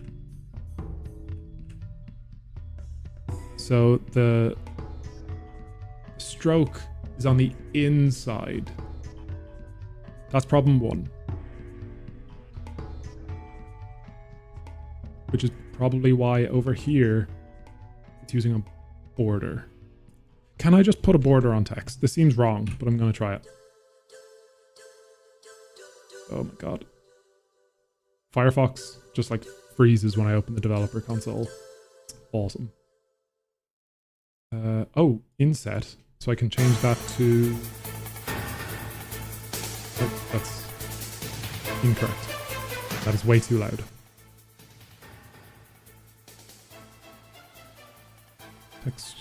Text stroke. Can I give it a negative stroke? No, I can't. Okay. At least color transparent works. if I give it border, solid 1 pixel black. Yeah, so the entire box gets the border then. What if this is a drop shadow? No. It's, am I just like missing some attribute from Figma that would make these box things work? Is this like an SVG text? Oh, I think it is, isn't it?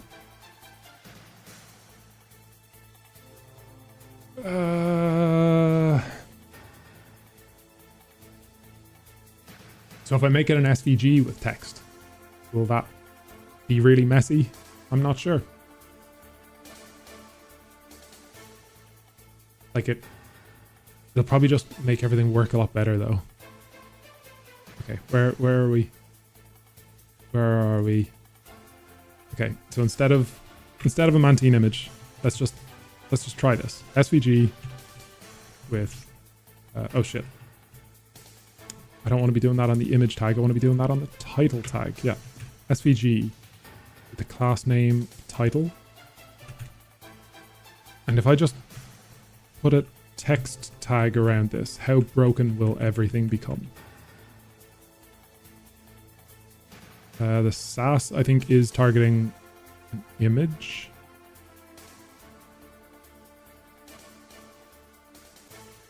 Is that image actually referenced anywhere? I don't remember. Oh yeah, I did. Okay. I don't know. How does this look now? Does it work at all? I'll zoom way out. Okay. It almost looks like something's trying to render here. Aha. So the SVG is there, but the text is off screen for some reason. If I give the SVG height 100, width 100, screw it.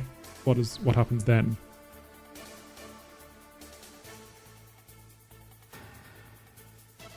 I don't know enough about SVGs. That's what I'm learning here. I think you need to give it like a viewport for things to work correctly. Unless like there's like an attribute to make it ignore the viewport for relative scaling. Reminds me of Twitch chat plays Pokemon. For the Etch-a-Sketch, do you mean? I didn't see, when did that message come in? Oh, what's this? Yeah, so have I never shown this Etch-a-Sketch before? You were probably away just there when I was demoing it.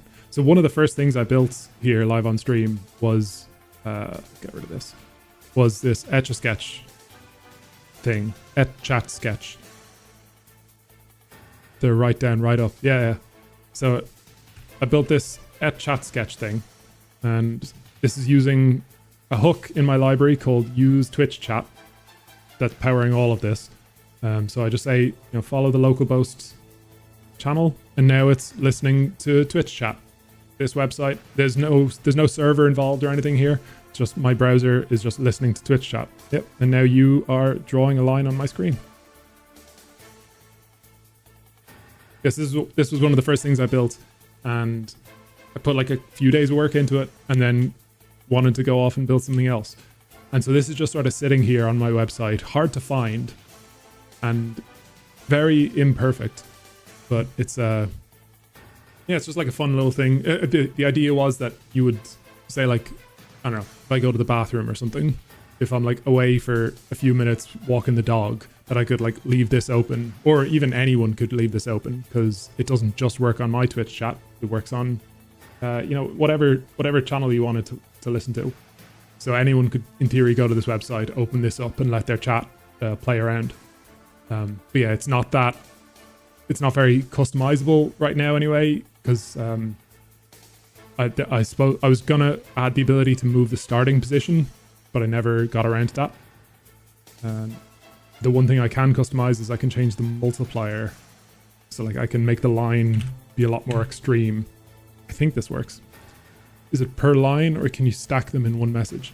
I think each message can do at most like one notch in in any direction, but like each message can have every direction. So if you say like up, right, it will go diagonally up. But if you say up, up, up, up, up, I think that only counts as one up. Basically, it's as simple as saying just like, does message contain word up? In which case go up. Does message contain word down? Then go down. But yeah, so in theory with this multiplier cranked to 50, that should make it more extreme. Let's see if that's actually working. Yeah, it does. Okay, so a single message is like going 50 pixels to the right now because I cranked that multiplier. So I was thinking of some like quality of life things, but yeah, this is the kind of thing that I would like to revisit and make it actually visible to people who might want to know that it exists. I'm trying to find where my mouse is. Yeah, so that's... Rosie just brought me food because I have not yet eaten today. Yeah, so that's partly why I like wanted this work in progress page, so that when I build some really fun, interesting thing like that, but that I don't have really presented anywhere, that it doesn't just get completely forgotten, that it doesn't just die on a folder on my laptop, that it's like, oh yeah, here's a page full of all the unfinished stuff that could be picked up at any time. That could be a fun thing to work on stream.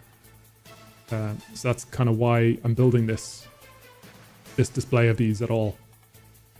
So yeah, look forward to this becoming the new Wordle that everyone plays. Right. Okay, so what I was trying to do was figure out how the hell SVGs work. I should probably just be like SVG text. What is the example it gives? How simple, how minimal an example can I render some text? If I just say x0, y0, will that start working? Give it an attribute. That's good. I'll do it with code. I cannot find where I've done it. Here. X0. Oh my god. Cannot type. X0, Y0. Will that start rendering in the correct place now? Nah, of course not. What if I crank up the Y? No. Does it have to be pixels? Yes, it does. Okay. So if it says pixels, we're good. But 0 for some reason is not allowed. But I suppose the title size is like hard coded here anyway. So could I just say fudge it up by 30 pixels and then we're happy? It needs to be slightly more than 30. 36. That too much? That's too much. Let's go 34. It seems to be fitting there nicely. So in theory now I can apply my stylings to this instead of the SVG.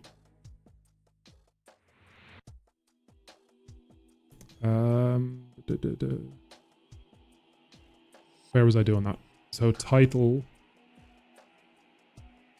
Yeah, so here I will target text. Can I do that? It's a text tag, so I should be able to, right? Text. Let's see.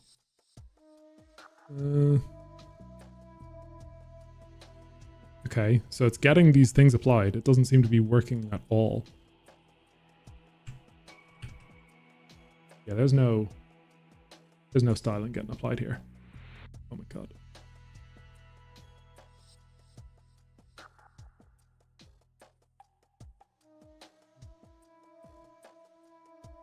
Okay, so that... Right, it's... I want to be copying these things over. So it was... Don't leave a comment. It was border and shadow. So that's the exact value taken from Figma, and it seems to be doing nothing. Cool, cool, cool, cool. And if I copy the exact border over, does this work? No. No, it does not. The reason that the scroll is going nuts is that I've got one of those mice that doesn't have like notches to the scroll. So it's just like, if it goes by like a few atoms in a particular direction, it might scroll, especially when I've zoomed in so crazily far. Okay, so I'm back to not having any idea why this works in Figma and doesn't work in actual HTML. I thought it was just that it was an SVG text, and I thought making it an SVG text tag would work. It doesn't seem to be. The border does nothing. Box shadow does nothing. And I don't see any elements here. Okay, if I export it as an SVG, let's see how this looks. Right. I want to see the text.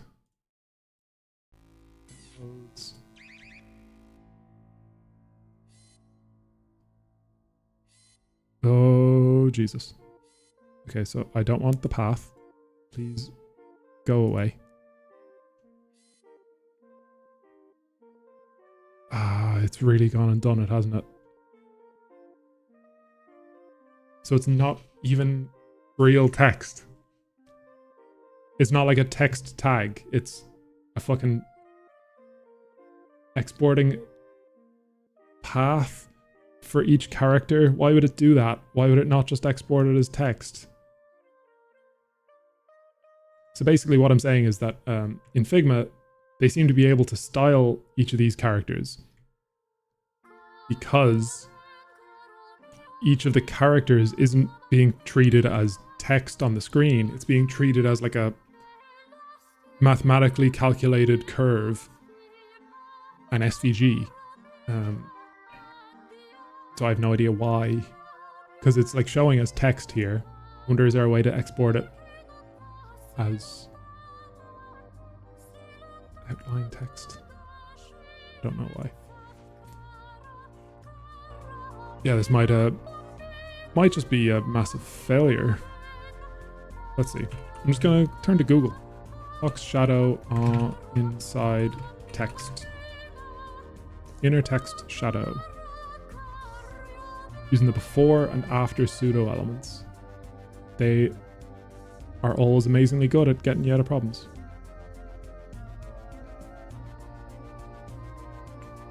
I've never seen this before.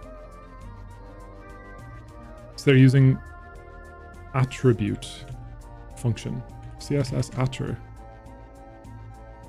Huh. That's cool. I had no idea you could do that. So you can like pass in an attribute to the markup and through CSS access that attribute. That's fucking cool. Support for content properties other than content is experimental. Maybe that's why I haven't seen it. Okay.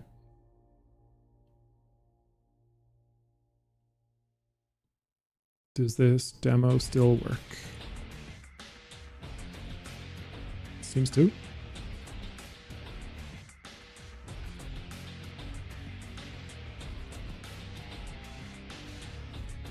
Oh, but is it like...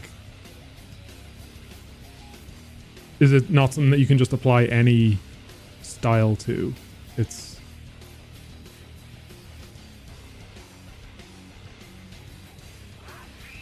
I'm not sure. I think, yeah, they're basically creating a fake drop shadow by just having an offset version of it. I don't really want that.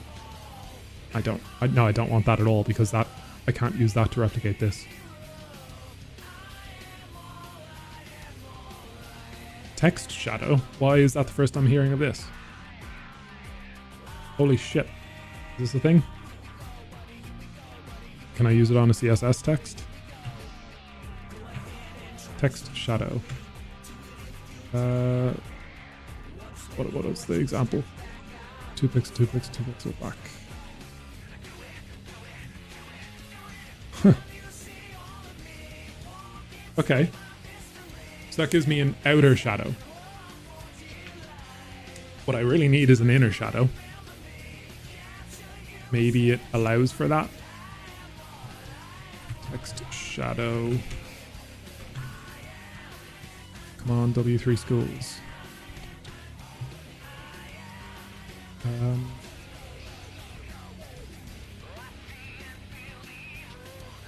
Negative values are allowed. Oh, but that's just for the position. Let's see. Text shadow inside. Inset text shadow. You can experiment with transparency of text color and its shadow. Interesting.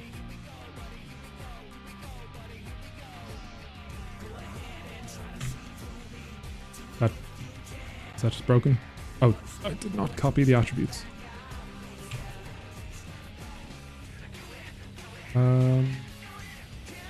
Is it just bad because it's black? Don't clip that. Don't clip that.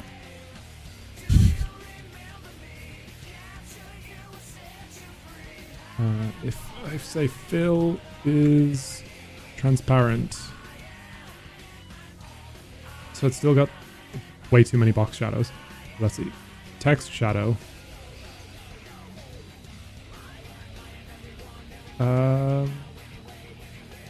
None of this seems to be inside. I'm not sure if this is what I want. I'm really just fucking around with stuff that I hope I'll stumble onto exactly what I want, but I don't know if I'll get it. You make a blurred white text shadow and a black text shadow while making the color of the text transparent. This can give the illusion that the text shadow is inset. There is no such property though.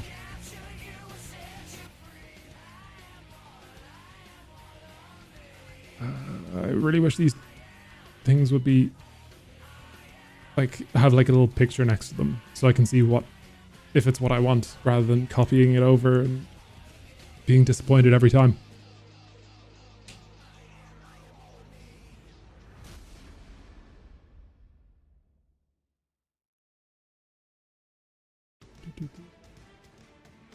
So they're making fill transparent.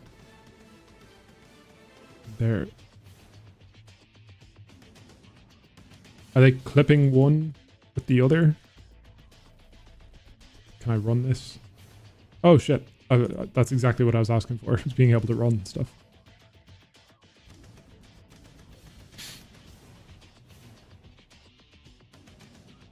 It's a cool effect, but it's not what I want.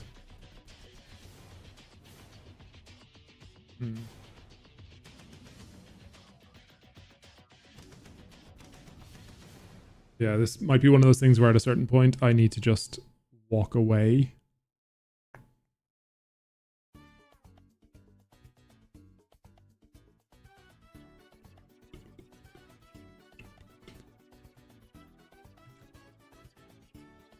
So let's try this again. So this is the demo they're giving. Why does that look completely different to here? Is it because of the font size? If I make font size bigger, will it start looking more like it? Looks like font size 6 rem. Okay, it's a bit more similar.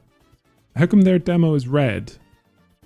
Is their demo not actually using the text from this? Oh, color. I see. Yes, this might just be a lost cause. I might need to rethink this entirely. Maybe export these. No, I can't export these because I need to be able to do different titles depending on what the content is. It can't like all just be about Connor. Goddamn. Yeah. When I asked Rosie about this, I was like, this might be real difficult to replicate in CSS. And she was like, no, I've done it in Figma. It'll be fine. Little did she know that Figma was being a dickma. And turning text into fucking SVG paths. Why would it do that? So at least one nice thing from this investigation is realizing that I don't think SVGs are any better for me. So I can get rid of that and put it back to what it was. And maybe that will start playing nicer.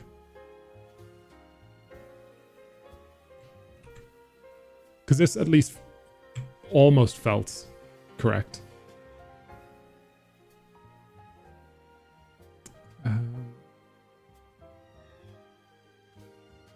Yeah, so I should probably be playing around with this, because this is what their like examples are using.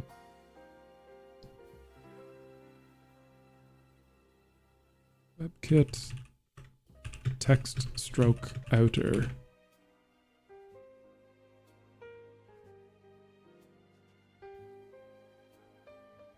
Use the following 8-axis shadow. Oh my god.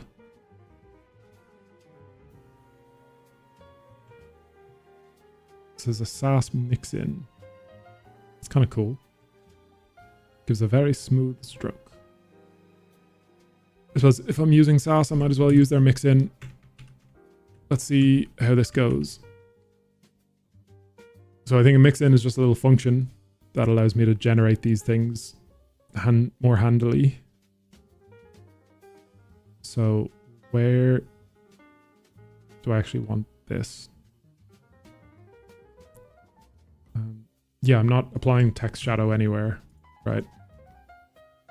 So I'll get rid of these. Are we in light mode or dark mode? Light mode.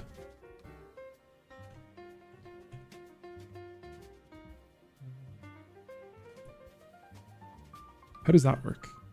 Because it's... How am I supposed to call this? Because it's returning a thing called text shadow. Sass mix-ins. Oh god, this is a real journey.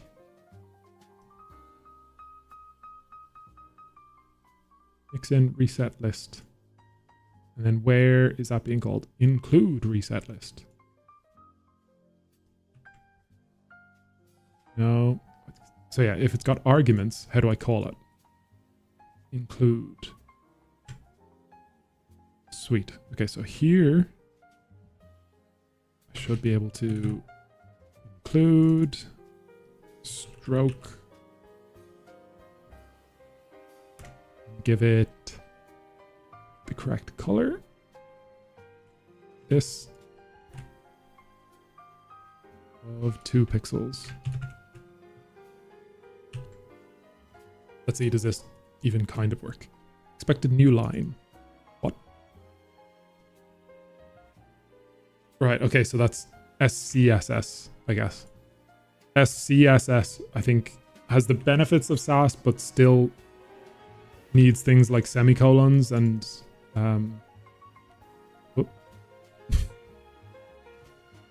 what? Expected. What are you talking about? Where did I get rid of that semicolon from? Is that what it didn't like? Didn't like this.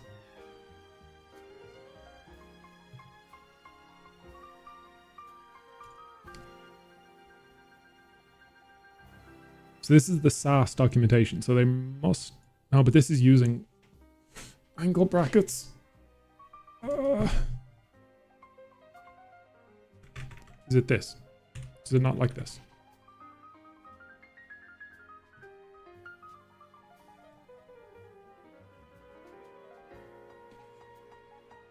Ooh, using random people's code from the internet.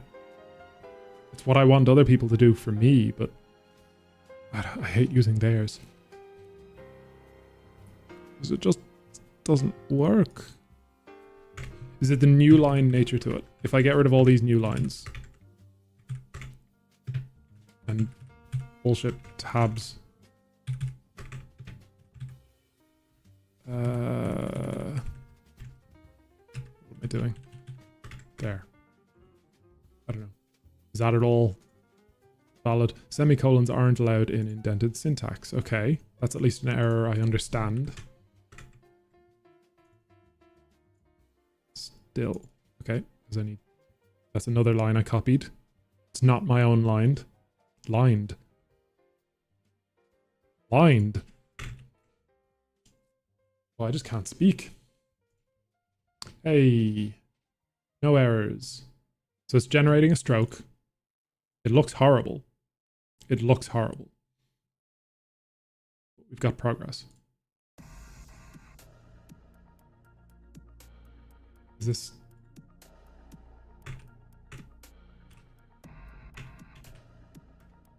-2 pixels.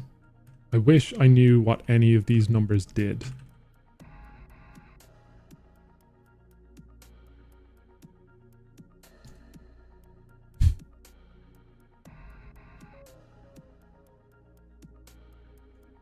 Yeah, genuinely, this is so awful. I can't understand why it appears to have a slightly thicker stroke on the top and the bottom. If I give it a pixel 1 rather than 2, does it look better? I don't know. It should be transparent, and it is. Oh shit, I was still giving it a stroke width. Aha. Okay, so it was actually working surprisingly nicely.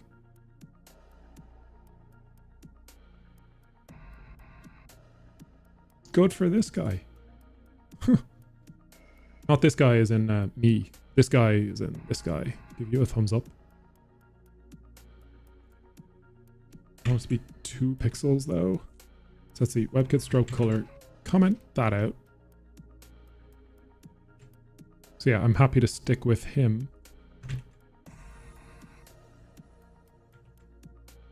I should probably credit him in my comments, right? Share, copy link. Try to always do that if I grab an answer from Stack Overflow, especially if I cannot remember for the life of me how I wrote that. Then I can be like, okay, yeah, it was not me. So I don't want WebKit text stroke at all. So get rid of those. Why is it still bad? Because it's transparent?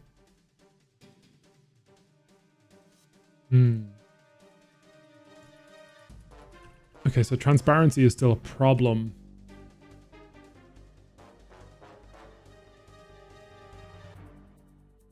Okay, so I just need the background color to not be transparent, but to be the background color of the page, which is a bit shitty.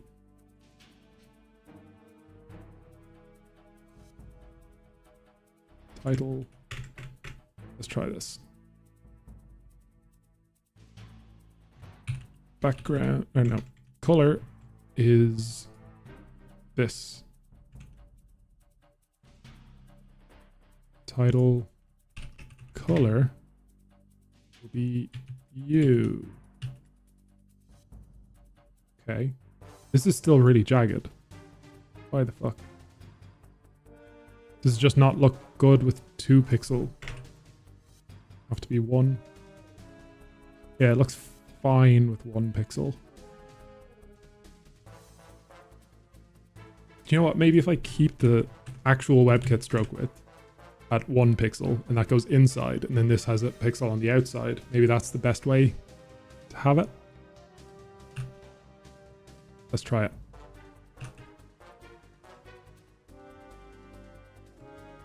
Oh my god. How does this look? A chat sketch. That's not bad. That's kind of like how I want it to look. How it looks in the Figma-ish. Is that how it looks in the Figma-ish? It's still very jagged.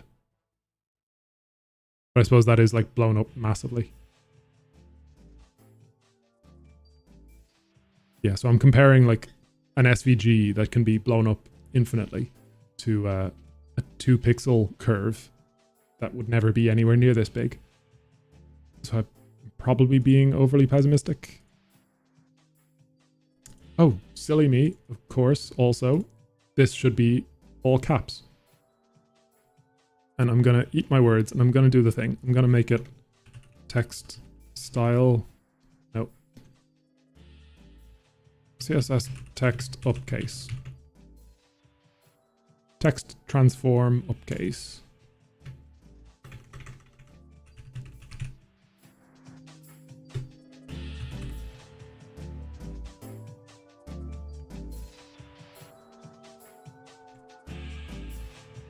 Why is that not working?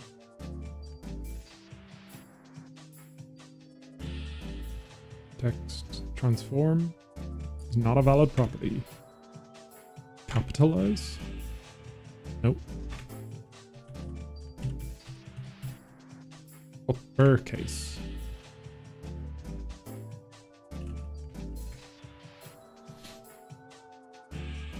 Okay. So it's wrapping, and I don't want that to happen. So white, no, what is it? Text word wrap. Line break.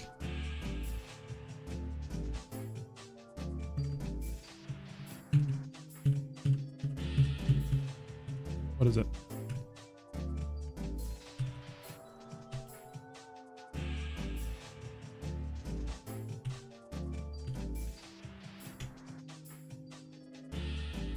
Word wrap. It's word wrap, no wrap, right? Word wrap, no wrap. Line wrap? Line wrap, no wrap. But it's still wrapping.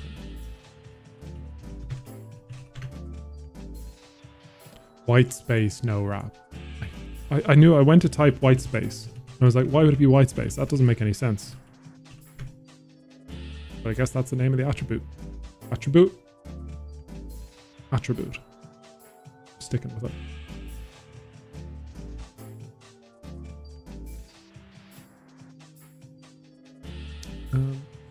Was I being overly negative about this 2 pixel indentation? Stick with it. I wonder if I get rid of the inset one. I know I'm spending fucking ages on this really seemingly insignificant thing, but it's significant to me. It's significant to me. Also, it's like going to be all everywhere on the website, so I want it to look good. I'm going to need spacing between these letters, because I think it's pretty good, I think. Like, it's a bit jagged still, but oh Christ. Yeah, like if it's at the normal size of that, it doesn't look jagged. It just looks small. So I think that looks perfectly fine. I'm just going to need to up the kerning. CSS kerning.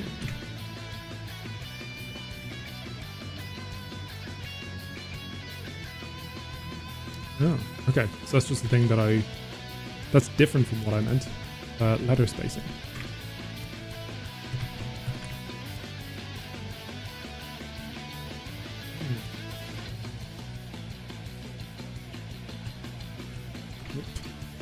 Letter spacing.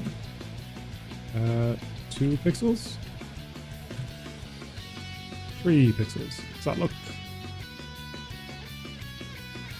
so bold? And this is not bold. That's another problem.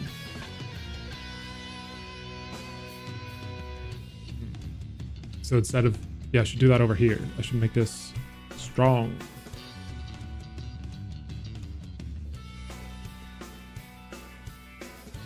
So now that's bold. It's emboldened. And I'll make the letter spacing 3. Up here.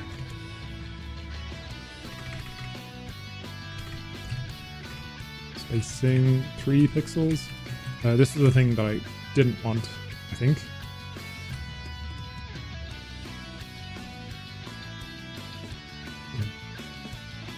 Okay, is that spacing enough?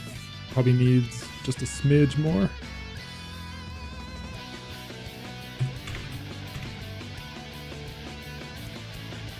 Does that do anything? Didn't have much of an impact. Yeah.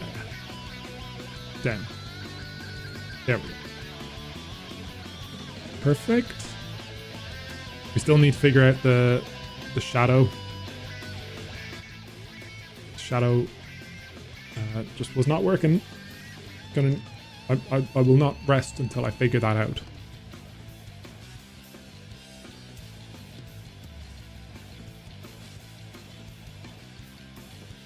you know what? I will rest. Gonna take a quick break and do some haven't played in a while. Gonna try Hokadoku. Like this, massive. So I played this once on stream. Oh god, the contrast on my capture card is so bad. You can't even make the grid out. Oh well. You can see it. You'll see when I play it at least. Oh, there you go. You can see the grid now that I've made it a bit darker. Okay. Zoom in even more. It'd be nice if I could hide this header, Mr. Pokedoku. I'm complaining about his. Like, we just saw what happens on mine when I zoom in. The header is half the page. So yeah, I've played Pokedoku once on stream before. Because I thought it'd just be a fun little segue between things, freshen my mind juices. But a thing with Pokedoku is I am terrible at it. For a while I was playing it daily with my friend in Ireland, and he was getting like 2 out of 3 of them. He was getting them fully right. And I would get like 1 in 20 fully right. And like I have my regions that I'm good at. I know the shit out of region 1. I know region 2 pretty well. No, region 3, yeah, pretty well.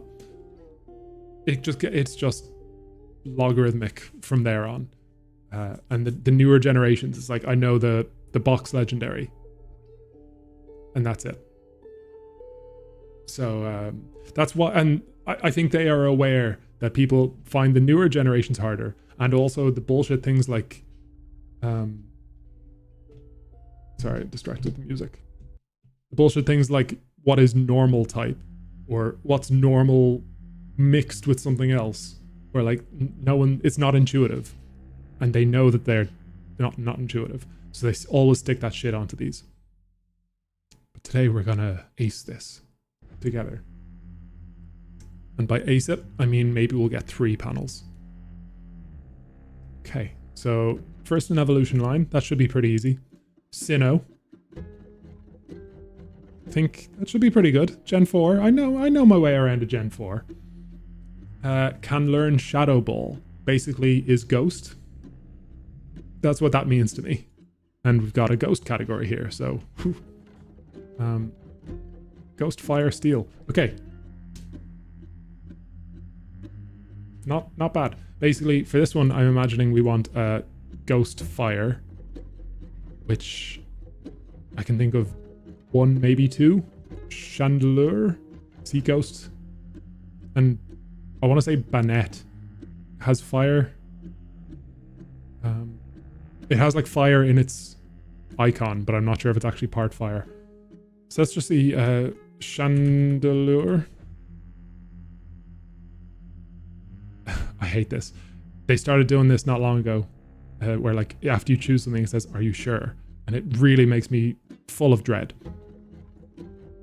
Oh, thank God. Okay. So we want a Sinnoh Ghost, which is... I'm going to go for... Sorry, I was doing like a drum roll on the table. Realized that was coming through to the mic. What's that pain in the ass one to get? Where you need like the keystone and you need to talk to like 30 people in the underground. On the London Underground. Oh God, what's he called? Spiritomb. Spiritomb. Never once got him, because who would? It's impossible. So, first an evolution line for Ghost should be real easy. There's at least one I can think of. And can learn Shadow Ball. So, I assume Haunter can learn Shadow Ball. I'm just thinking Gengar. I feel pretty certain Gengar can learn Shadow Ball, but I feel like he's going to be just really obvious. Everyone's going to go for him. Let's screw it. Yes, okay. So then Ghastly. And I just nailed the ghost category. Which, actually, I was going to say it was the one that I'm most fearful of here, but no, Steel. Probably Steel. So let's see. First, an evolutionary line, fire. I want to do the harder ones first. Basically, you can screw yourself where you'll be like, oh, can learn Shadow Ball. Ghastly. But then you'll be first an evolution line. Oh shit, I've already used Ghastly. I wish I had said Gengar for the other one. Stuff like that. So I want to do the harder ones first. Okay, so what's Steel Ghost Pokemon? Aegislash, I want to say. I'm just assuming all Ghost Pokemon can learn Shadow Ball. I'm sure it's not true, or else they would have just said Ghost. But I think Aegislash and maybe like Klefki. Aegislash. Come on, come on, come on, come on, come on. Yes, okay. I have never, like, I'm sure I'm looking like a fucking Chad right now, acing this. But this is one of my big victories already. So a Steel Sinnoh. So I basically put Lucario on every one of these answer sheets because there's always a slot for Lucario. And he's my answer for this as well. How did he only get a 9.5? That is insane. Basically, I think all of these have a number of of people who have answered this correctly. How many of them gave this answer? So a lower percentage here means you went for a more obscure answer, which is good. That to me is just like so obvious. So Sinnoh Fire. Sometimes these games really just blur into my mind though, where I'm like, oh yeah, just go for the Sinnoh starter. And I'm like, what the fuck is the Sinnoh starter?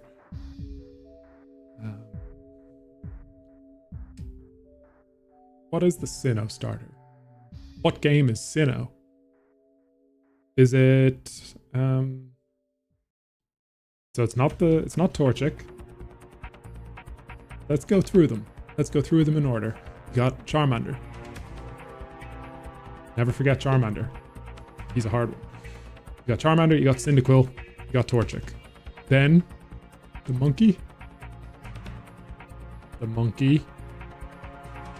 I think we're going the monkey. What's he called? Chimchar? Chimney? So I'm going to do that for first an evolutionary line. Because I know that to be true. And then I'm pretty sure he's the Gen 4 starter.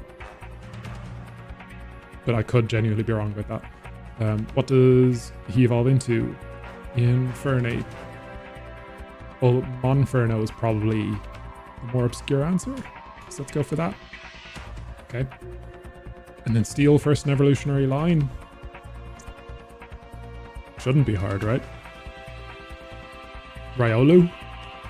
Riolu, however it's pronounced. Not actually certain he's Steel though. He could just be part fighting or even like normal. So, I guess just... Oh, Beldum? Beldum. I was gonna go Magnemite. But I think a bit more obscure. A bit more obscure. Come on. This is the happiest moment of my life. This is my crowning glory. My crowning achievement. Crowning glory.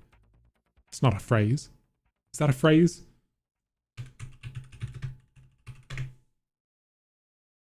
That's a phrase. This is my crowning glory right here. My streak is non-existent. They could have at least given me one. Games played, give me one. Come on. Cool. Let's see how obscure my answers were.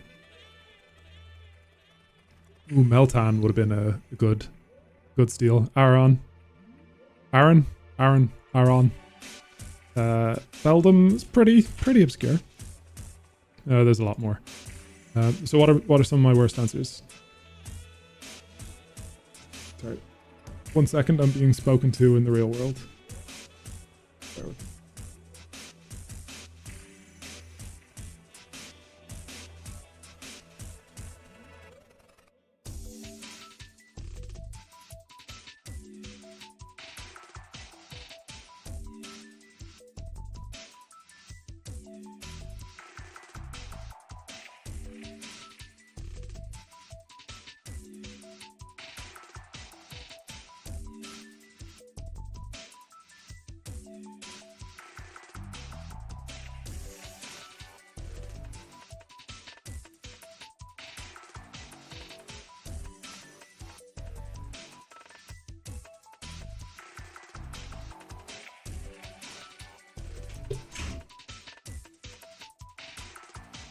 Right. So I'm probably gonna have to wrap up the stream pretty soon, because Rosie just came in and asked me to please take the dog out, because the dog is driving her insane and so on. Did you hear that? That's an insane dog. So yeah. Yeah, there I am. So at least I won this on stream, and I don't know if I can say that I got this finished. Decent progress with this. Let's say that. I'm just gonna stick a width. I don't know. What do I do? Max width 200 pixels. I was gonna say that's too small, but that actually doesn't look bad. Why is the text so big? Oh, this is all zoomed in. Okay, so 200 pixels is way too small. Max width 400 pixels. That's probably about where I want it to be. And yeah, I'm really gonna have to figure out how the text wrapping should work. How, like, to define the size of the box. I could just maybe have just literally grab this size. Just literally grab this size and just be like, yeah, this component has this width. It can go bigger if there's more text, but that's the width it is. And similarly with this one, it should probably all be width driven, because if it's going to be like stacked on a page, it can go down as far as we want it. But it's really the horizontal we care about in terms of responsiveness. And then yeah, I need to figure out, like, I'm building this component, sure, but I need to figure out how they can sit on a page nicely together, because I feel like they need to be able to tile in and out, similar to kind of over here where Rosie has designed the website, where like all these are tiling in next to each other. Gonna have to figure out how the fuck that'll work. Maybe I'll have to build something for it. Ooh. But yeah, I think I'm glad I did the Pokedoku when I did, because yeah, it seems like I need to wrap up the stream now. But thank you very much for anyone who's watching. If there's any idlers in chat, if there is, I'm not looking at the view count, but if anyone is watching, please consider following. See, there's a follow goal up there that I am very low on followers. I'm trying to eventually get to 50 so that I can be an affiliate, which is like my goal for end of April. Really pushing for that. So if anyone's watching and is willing to click the follow button and make my day, because I've been streaming for like 2 or 3 hours now, and only like very, very little attention other than from one long time viewer. So but if not, yeah, you can find me on at my links on, where is it? I'm trying to make a thing show. Yeah, at LocalBoast on YouTube, and also at Connor Kelleher on YouTube. I really need to update that banner with some more relevant links, like my website and Discord and stuff. But yeah, if you want to find me at any of those, my links are on my website. And I'm rambling now. So yeah, I'm gonna head off and make this dog and this girlfriend happy, and also eat, because I have had nothing but water and black coffee all day, and it's 3 p.m. See ya. Thanks for watching. Can never find the button.